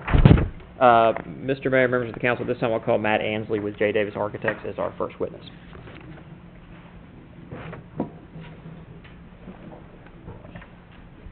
And as usual, your name and qualifications would be greatly appreciated. Thanks. Sure. Good evening. My name is Matt Ansley. I'm with J. Davis Architects, located at 510 South Wilmington Street in Raleigh. I have been with J. Davis for about 12 years and have been intimately involved in the development of the plans before you. I have over 18 years of experience in professional architectural services. I have a Bachelor's of Architecture from the University of Florida and a Master's of Architecture from NC State. I've been licensed in the state of North Carolina since July of 2009, and I have worked on many similar sites to this across the state of North Carolina. Let's see, the site is within the Westford PUD on the south side of Jenks Road, near its intersection with Wimberley Road. Currently, the site, as you can see, is undeveloped. The project before you is for 296 apartment units and a private recreation facility. I'll touch on some of the architectural details.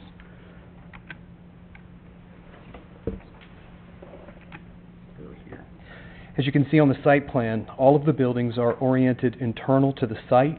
Along Jenks Road, there will not be any parking areas or buildings. Instead, you can see the buffer along the Jenks Road. Most of the buildings, including those backing up to Jenks, are 3 stories in height. In the interior of the site, buildings 7 and 8 are 3- and 4-story split buildings. The amenity center is a 2-story with a daylight basement level. Here you can see, let me flip to the next slide. Sorry. Here you can see an artistic rendering of the elevation for the apartment units. As you can see, these do not have a single mass roof. The relief in the roof line is an architectural detail that helps from an aesthetic standpoint as well as from massing. You can also see that there is a fair amount of brickwork on the elevations as well as siding and shakes for accenting.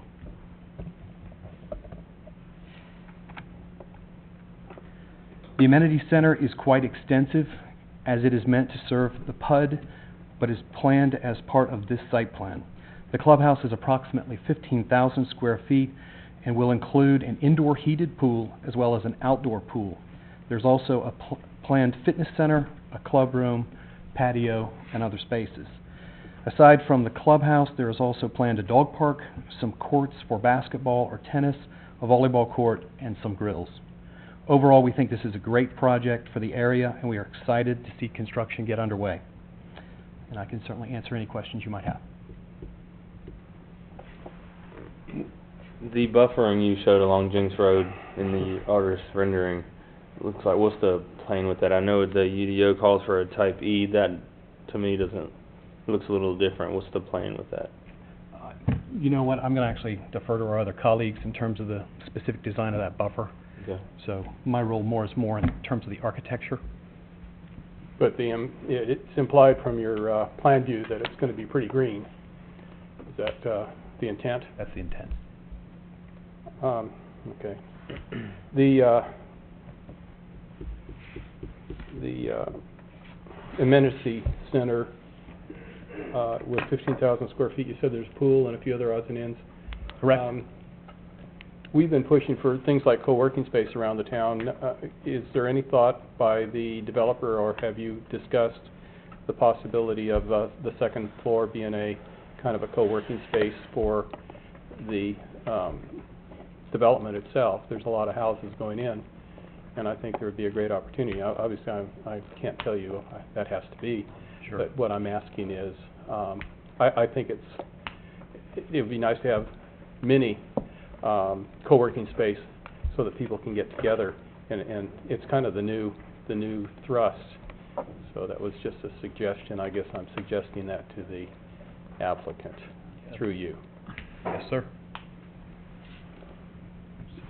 So he's the architect, so he doesn't really have any, he's not presenting He has that about idea. as much input as I have, and so I thought I'd gang up on the applicant. Okay, well, that would be out of order, but... I recognize that. All right, If all it's right. out of order, I'll beg. Okay, thanks. All right. Any other cross-examination questions related to architecture of the buildings? None? All right. And let me see, staff, did you have any cross-examination? All right. Thank you very much, Mr. Ansley. Yes, sir. All right, thank you. Okay. Our next witness is Peter Canosa. All right.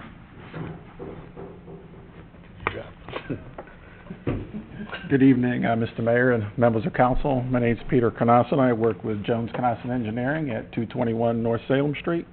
I've been with Jones Canosa Engineering since 1995, and I am a registered professional engineer in North Carolina since 1991. I received my BS in civil engineering from Northeastern University in Boston, and I received a master's in engineering from Virginia Tech in 1987. I've worked on similar apartment projects throughout Wake County, and I have been involved intimately in the civil engineering work that has been in the plans that are presented tonight.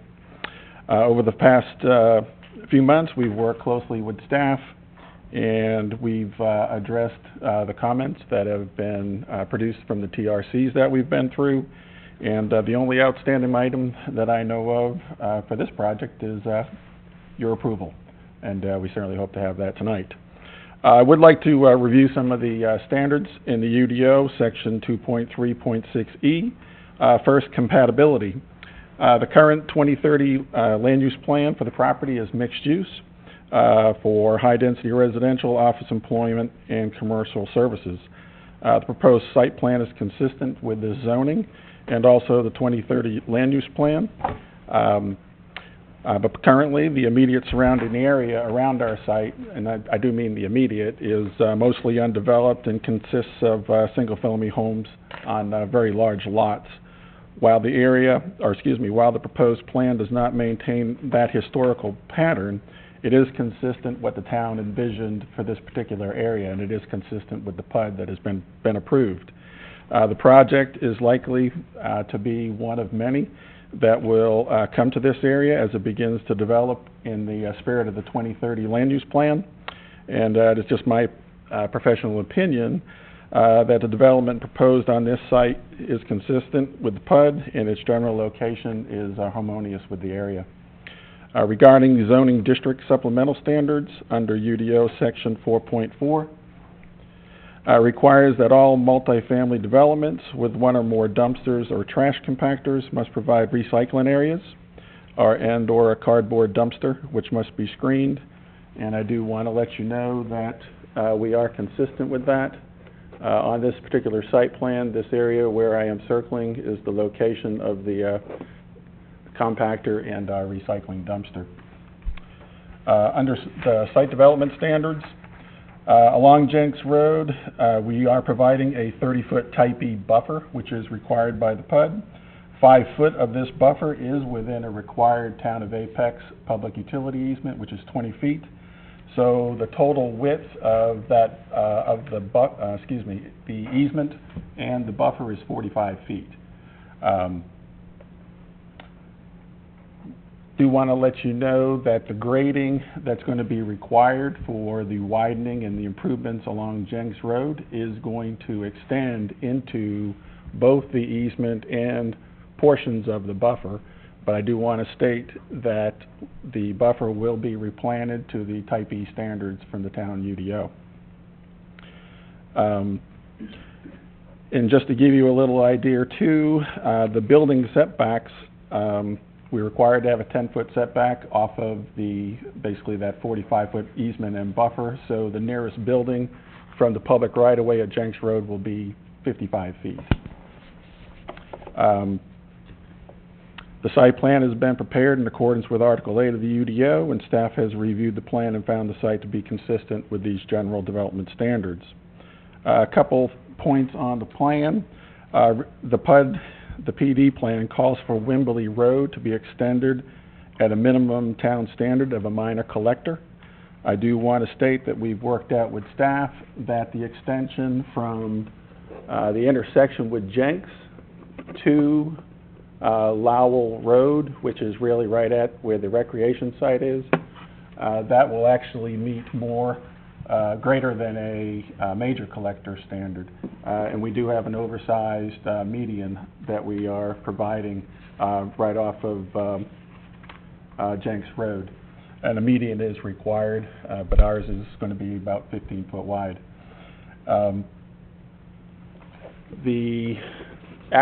After Lowell Road and the extension of Wimberley Road will either meet a minor collector or a major collector.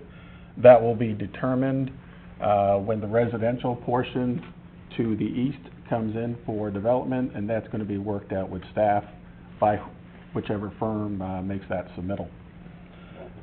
Also worked out with staff are elevated crosswalks. We are going to have an elevated crosswalk for the apartments about in this location to the recreation site, and there will be another elevated crosswalk from the future residential portion across Wembley Road, and probably generally in this area, but again, that will be determined when the residential comes in. Regarding mitigation of development on steep slopes, the development will not have any steep slopes as part of the site plan. Applicable standards of Article 7 subdivision. Although the project is not a subdivision, the proposed plan is meeting all applicable standards with regard to street and utility extensions and RCA. As far as other relevant standards of the ordinance, it is my professional opinion that the development meets all the relevant standards of the UDO. Staff has also reviewed the plan and found the site plan to be consistent with all relevant standards. Just in closing, I just want to state, it is my professional opinion that the proposed site plan before you tonight has met each of the required standards for a major site plan from Section 2.3.6E of the UDO to which I testified. I am here to answer any questions that you may have regarding the site plan. All right, before we do that, let me just check with Mr. Barron. Did you have any more testimony that you wanted to present? Not from this witness. All right, great. So let me turn to counsel and see if there are any cross-examination questions as it relates to his engineering as a civil engineer and professional engineer of the site. What do you mean by elevated crosswalk? You don't mean a bridge, you mean like a speed hump that you walk across? It's like a Yeah, speed hump, right? Yeah. Yeah, instead of being pavement level, it's raised up about that's what I 4 to 6 thought. inches. Okay. It's a good clarification there. You said this was in mixed use on the 2030 land use map, is that correct? Yes, the Westford PUD, yes. Is that 2 lines, 3 lines? I don't have the map in front of me. It's generally it's 3 lines if I'm not mistaken, yes. Okay. And this met the 30% minimum for non-residential, 70-30 in a mixed use, then that fall in? Well, this is a That site was plan. This PUD was approved several years ago, I think prior to that requirement. But I can state that we have a large commercial component as part of the PUD.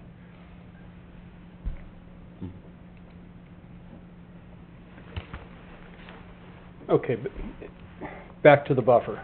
Sure. This is your buffer guy. You are, I'm not out of sync, am I? I'm No. okay. Okay, thank you.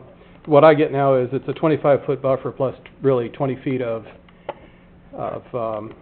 easement by the town, which will not have anything on it typically.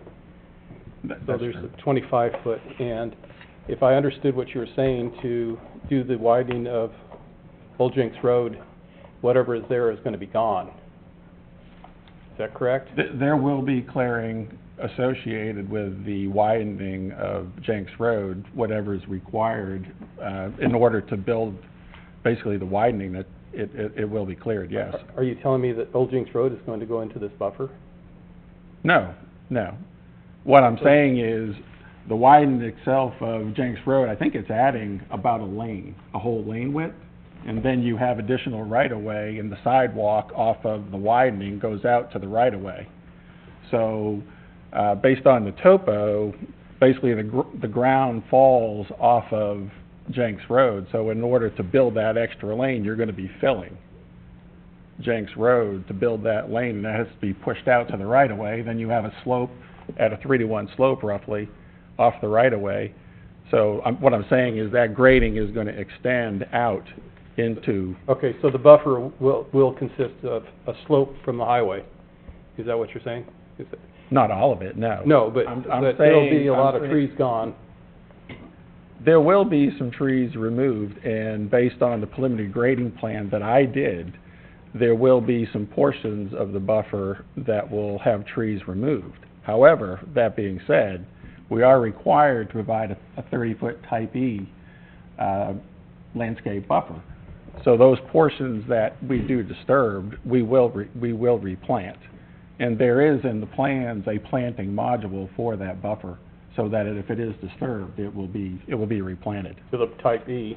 To the type buffer. E, yes. But as you know, the council has been trying to get more A buffers where there's this type of situation. Is that correct? I do understand that. And when I look at the first checkbox on the checklist, it's compatibility. And to me, compatibility consists of how you tone a 3 or 4 story apartment building down alongside of a road for when people go driving by, so it isn't just right in your face. So I guess what I'm hoping is that for at least the disturbed areas, those could be planted up to an A buffer instead of a E buffer. Because I have trouble with checking off the compatibility box as an E buffer. Well, what I can state is in the PUD, the requirement in the rezoning is for a 30-foot type E. I understand what you're asking for, but it's not something that I could myself volunteer. I'd have to talk to certainly my client. And just for clarification, it's my understanding of the wording that this has more to do with land use compatibility than what is between the two. It's somewhat subjective, and that's why we're here with a quasi-judicial hearing, and but I mean, this is the land use is how it flows into the next door neighbors, and how it flows along the house, into the road. And it seems to me, if you're wiping out the trees and whatever is there, it's quite easy to plant back into something that is more compatible to the area, which would be an A buffer like we've been trying to push for other developments. Well, let me ask if there are any other cross-examination questions. I have one for, on clarification on that land use classification. Okay. Should I ask staff or? You mean just like definition of? Well, yeah, it was, if it's in the mixed use, where does it fall with where we're at now in the process with what the requirement is in a 3-stripe mixed use? Well, Wes, just for clarification, and maybe I'll defer to staff to address this, but if you'll hang on a second, let's see if we have any more questions for Mr. Knosson, and then maybe we can, because we'll have an opportunity to pose that a little bit later. Okay, perfect. I do have another question. The dumpster recycling facility, what's the plan? I mean, there's a large number of units going in here, and this probably speaks more from personal experience with an undersized dumpster facility at a previous place I lived at, not being able to handle the amount of trash created by the units. How many dumpsters are going to be here? Well, the actual trash is going to be in a compactor. It's not going to be done by your typical dumpster that you see. It's an actual compactor, which has a lot more capacity than just your typical dumpster. Right. The dumpster that will be there will be for the recycling.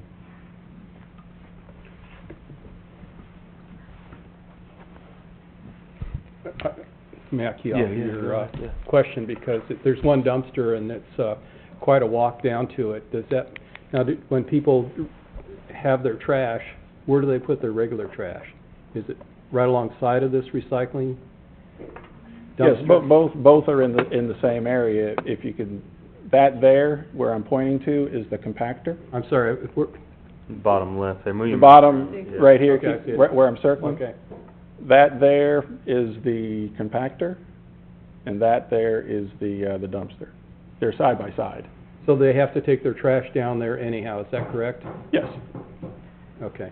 I mean, the reason I'm asking, it's a long walk. If it was just for recycling, well, we've got some spaces here in the parking where they can, drive to it too and park. Okay. Not everybody. Okay, if all their trash and all their recycling is taking place at one spot, I'm pretty well okay with that.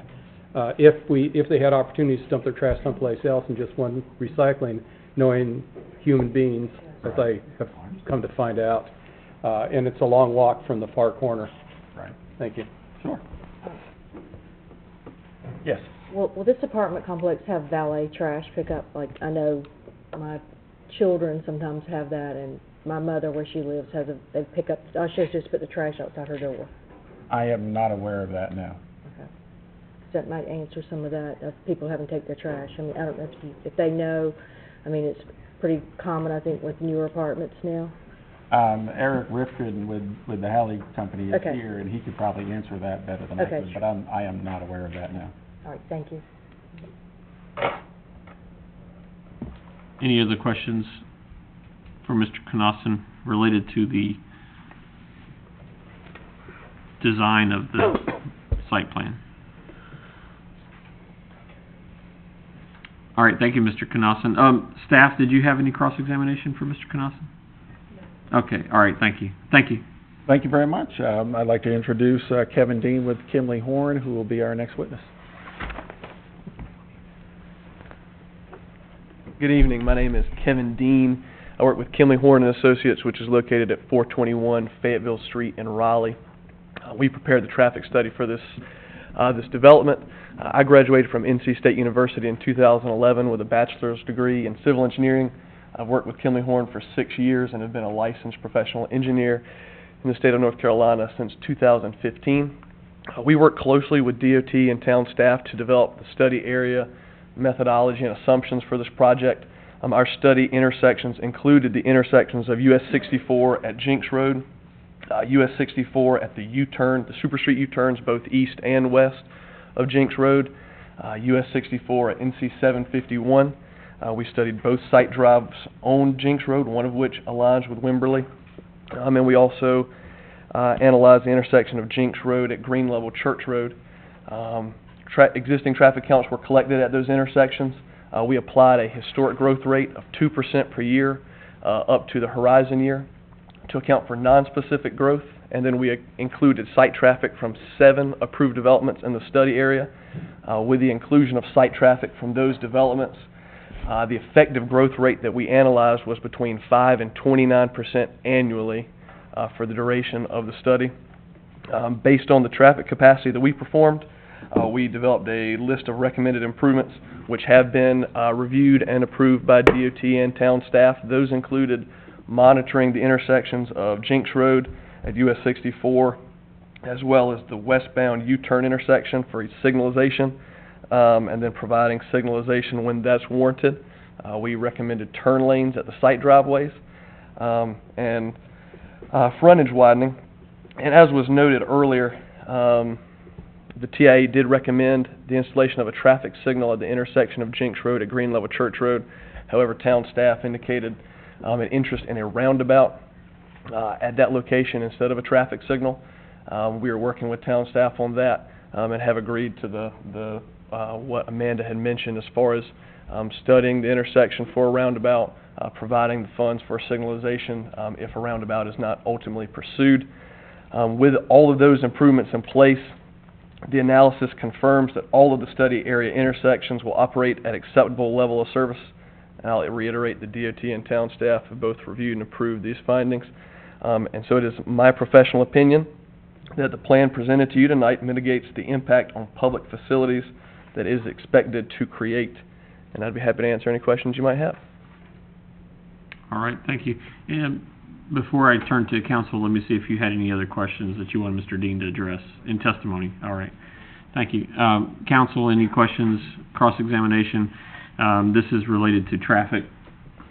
You mentioned you used a 2% historic growth rate? Yes, sir. In the calculation? Yep. How was I know Apex has grown at a larger percentage than that. Where does the Correct. 2% come from? That's based on historic growth rates, based on ADT volumes, and is also, I believe, consistent with other studies that were included in the area. But that growth rate is used to analyze non-specific growth. The way we would analyze more localized development and the impact of site trips would be the inclusion of other approved developments in the study area. So we take site trips from other approved developments. Those included, bear with me, the Sweetwater development, the residential portion of that development, the Preserve at White Oak, which was also the Tunstall property, the Smith Farm development, the residential portion of that, Deer Creek PUD, Greenmore development, Lake Castleberry, and Crestmont. So when we include the site trips from those developments, the growth rate, the effective growth rate, including those, ranges from 5 to 29%, which is extremely conservative, and includes all the site trips that are expected within this build-out time frame at our study area intersections. So I can appreciate that on a large scale it might be growing at different rates in different places, but when we have effective growth rates of 5 to 29%, I feel confident that's a conservative analysis.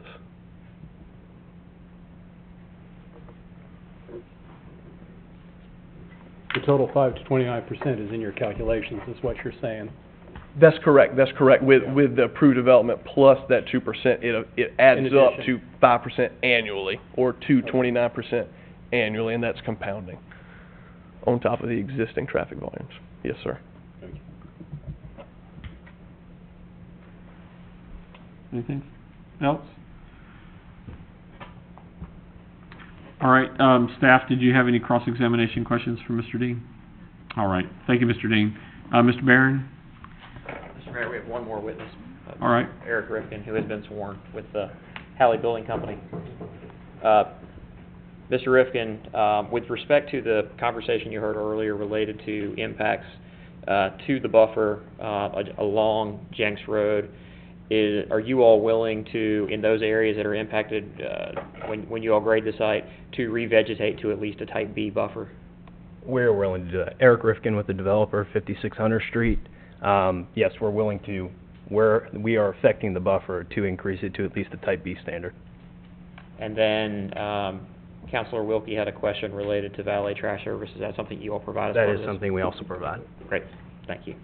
All right, and just to be clear, since you're the applicant or Yes, part of I'm the the applicant Do you want to know tonight? where I went to school? Sure, I don't know that you're presenting testimony necessarily, so I think you're just representing the applicant in this case, right? So I don't think, unless you want to It's not that give a shout out to your, you're welcome to give a shout out to your university if you like. Where do you live? I live in Raleigh. All right, anything else, Mr. Barron? All right. All right, thank you, Mr. Rifkin.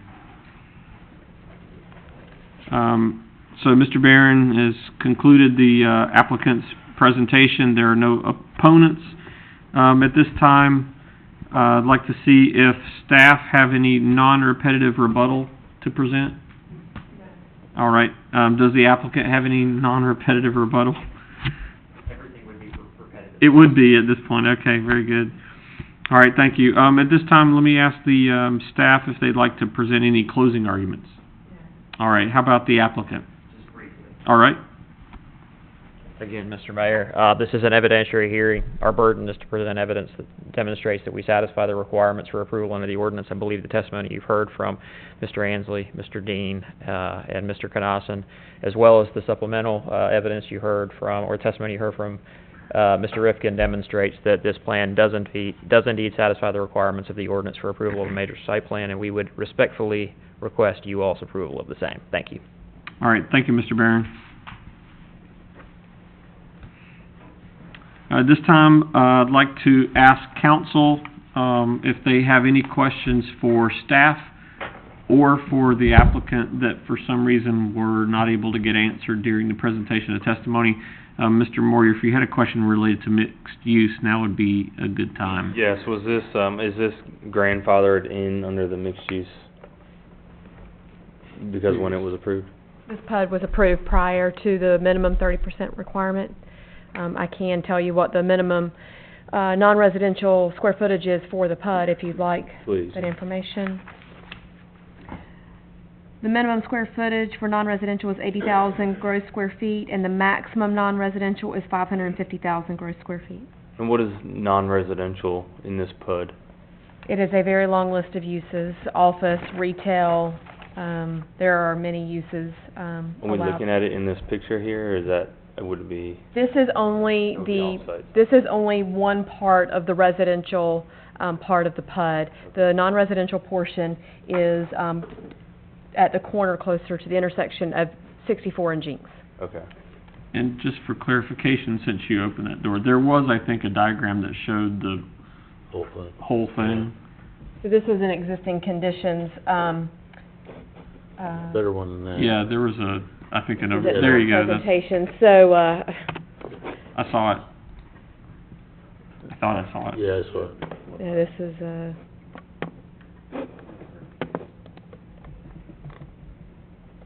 there we go. It was a satellite photo with the yellow lines. You had it on the previous.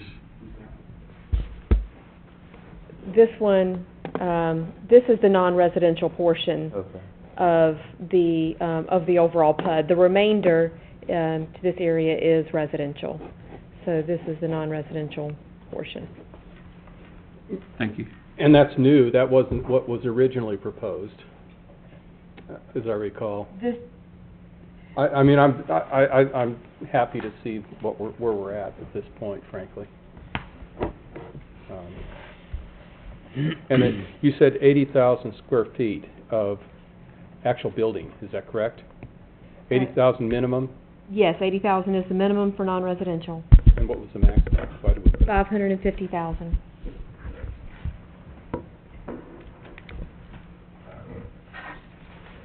No idea why we put a maximum. All right, any other questions for staff or the applicant by council? If they decided they wanted to go above the 550,000 square feet, what would they have to do? They would have to amend their PUD through the rezoning process. Okay.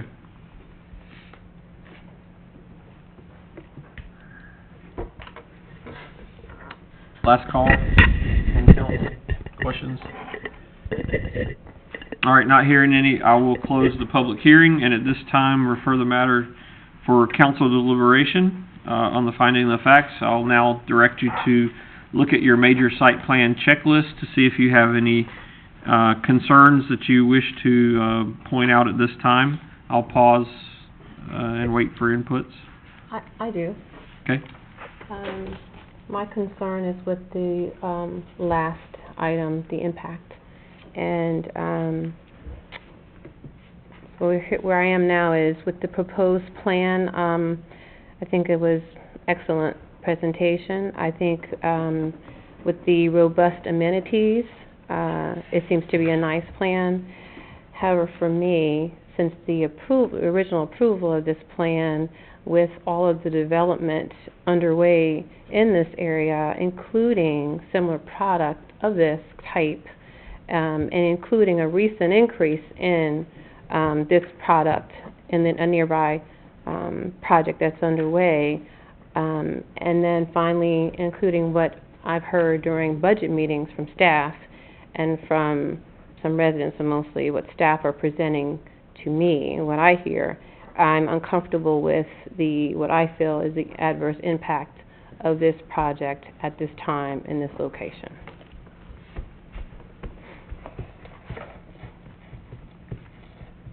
Are there particular public facilities that you care to point out? I I would say that when we talked about related to finance, related to personnel, related to, looking at the growth, the impact on staff and customer service and delivery, some of the needs, we weren't able to do that with the budget that we are looking at. And so that's what I would say at this time, based on what's already planned and underway. This is where I am with that number. That's the only one I'm having trouble with. All right, thank you. Other comments?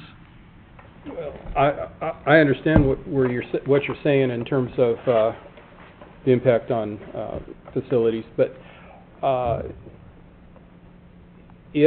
way I understand the overall site plan, there's going to be probably 30% or better non-residential area.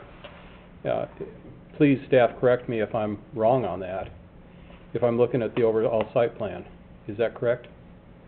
Well, or may I? Well, just to be clear, this site plan is specifically for these apartments. That's the context of tonight. Right. But this is a part of the overall residential portion of the total PUD.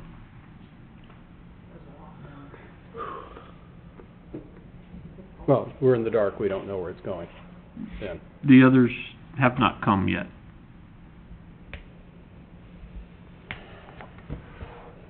Can I ask that? Did you finish your thought? I guess. 1 sec. To finish my thought, though, I'd be much happier to see all the rest of it become non-residential. But I was sitting at this in the council when this was passed, and I do recall the situation with this specific PUD. And if we were going to catch a lot of this stuff, it had to be caught at rezoning. And we are right now looking at a site plan, which is, Wasn't here for I know. That's where I am. I understand. All right. I have two questions, and I'm not quite sure who to ask, but often I hear staff say that apartments generate a large amount of taxes. Is that, I don't know who to ask that. You know, it's townhomes, really. Is it apartments? Well, or- if I could keep it at the council level, since we've already closed the public hearing for this, but I can address that part. Apartment buildings tend, from a tax perspective, tend to be looked at very similarly to commercial because they are typically owned by a holding company or a corporation, and so for that standpoint, they're taxed more along the lines of non-residential. Okay, I guess I'm kind of making a statement and kind of trying to get reinforcement with that. If I recall correctly, I think staff has Mhm. said townhomes in the past. That's my recollection.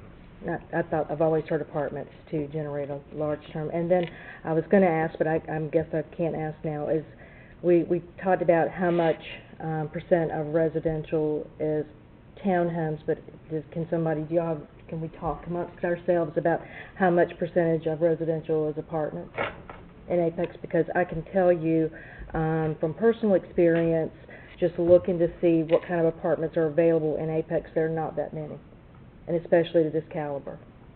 I don't know if anybody has that number So- tonight. Well, Ms. Wilkie, I don't have the number for you, so I wanted to help you with that question. Sure. It's a good one.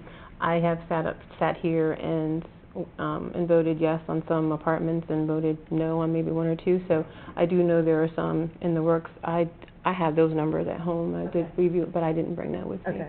But there are some coming up, and Sure. I remember I think at the budget retreat, we talked about maybe 17% of townhomes, apartments, I can't remember. But I know that, a lot of the apartments, I know we have some new ones being built, but some of them are not as, new, and there are probably a lot of people that are transitioning from, a home while they're waiting for another house to be built, or people that are moving here, often need somewhere to live, and I think there's a problem of, I think there's just a shortage of apartments that are, meeting the I don't needs. know if there still is based on what we last approved, but I do, at one point, I would say that personally I knew that, but I don't know about now since all the projects we already approved. Good point, still. Well, in this snapshot of time, I'm sure there is a shortage of apartments. They're pretty well loaded. The other question is, we have approved, as Ms. Dozer noted, a lot of apartments coming up. So what's going to happen in 3 years with just what we've approved, fixing that problem? I kind of don't think that's exactly what we need to be talking about. Although from the compatibility, I suppose it is. But I know a couple of those were senior apartments that we've approved too, so they may not fit the needs. But anyway, if I look at this, I mean, I'm seeing that it's a mixed-use PUD, and it's, I don't see that it's gonna be a large problem on the impact, an adverse impact on town.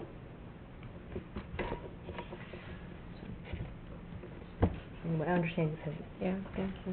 My biggest concern is all the traffic in this area, and like you said, all the development that's going on out there, and the adverse impact it's gonna have on the roads. I mean, you go out there at peak hours right now, and I know the traffic study was done, but sometimes I wonder where those numbers come from, because I've been out there at those peak times, and it seems like a pretty dire situation out there. But if we've already approved a mixed-use PUD, we've always talking about you want people to be able to work where they live as well, and they're talking about building offices and retail, and now you have apartments out there. I mean, it seems like, I'll always go back and I talk personally, my daughter lives at Cameron Village, and she walks to Hillsborough Street to her job. Yeah. And, so it makes it very easy for her. Valid point. My biggest concern is just right now there's no place to work, and you got adding all those cars out there, I mean, right now that I love the non-residential portion of this, but it's just not there yet. So you're talking about all these people leaving. We know that follows.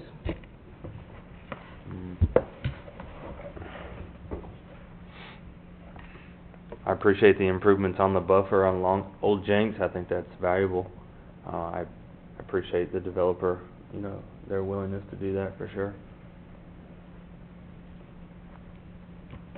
Well, I'd like to see the other part of it go as much non-residential so there's places to work, but, I'll have to say,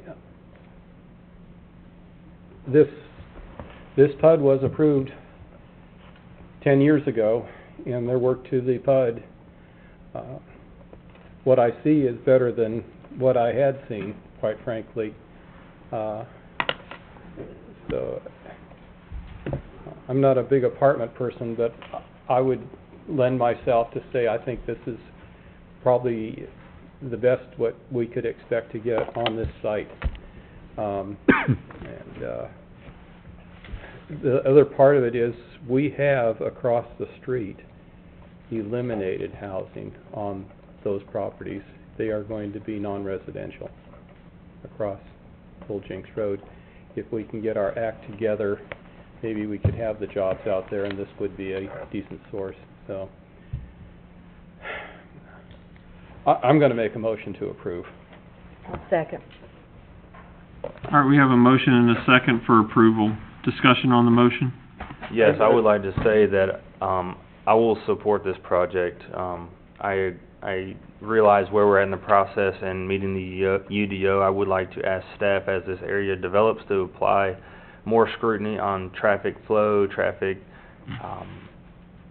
just congestion out in that area. There's a lot going on out there, and you know, just apply extra scrutiny in those areas as developments come forward. I'd like to add that, to Bill's sentiment, I agree, it's a much better product than what it used to be. To me, it's a high-class apartment complex. The amenity center looks incredible. As far as what we're going to get out there, I think it's the best, you know, not making it sound like the best we can do sounds like it's not good, but it is good. So I think it's a good improvement. All right. Any other discussion on the motion? Well, I'll have to just speak to the council that I do hope that the developer puts as much non-residential on this piece as they can. I can't talk to the developer. In the remainder of the PUD? In the remainder of the PUD. All right. Let me... Did your motion include a condition for the buffer? I'm sorry. Yes, it does include the condition, thank you very much. That's part of their... Of a B buffer wherever any of the, a minimum of a B buffer wherever the buffer is disturbed for grading. All right. You seconded the motion. So you okay with the friendly amendment there? Okay. Are we clear on that part then? Thanks for the clarification, the B buffer addition. Can I get clarification? Is there other discussion during this? Yes, so to be clear, I'm pretty sure all we were trying to do is make sure the motion included Mr. Rifkin's offer to include the B buffer, but if you want to restate that, Mr. Rifkin, I think that would be... We were just wondering about the valet trash and whether that had to be a condition or was just confirmed. Oh, hang on, let's answer the question about the B buffer first. What I had written down, developer committed to replant the graded areas of the buffer to a type B standard along Jinks Road. That's a minimum, yes. Yep, okay, so that was your offer. Okay, and that's your motion. That is my motion. And that's your second. That's right. All right. Good. Check. All right, so we now have that clear. The valet was not part of the motion because I think that was just an open question. All right, so with that said, if there's no objection, I'll call for the vote. Okay, all in favor indicate by saying aye. Aye. All opposed say no. No. All right, the motion passes 4-1. And we now are concluded with public hearing number 3. Thank you, everybody, for sticking with us.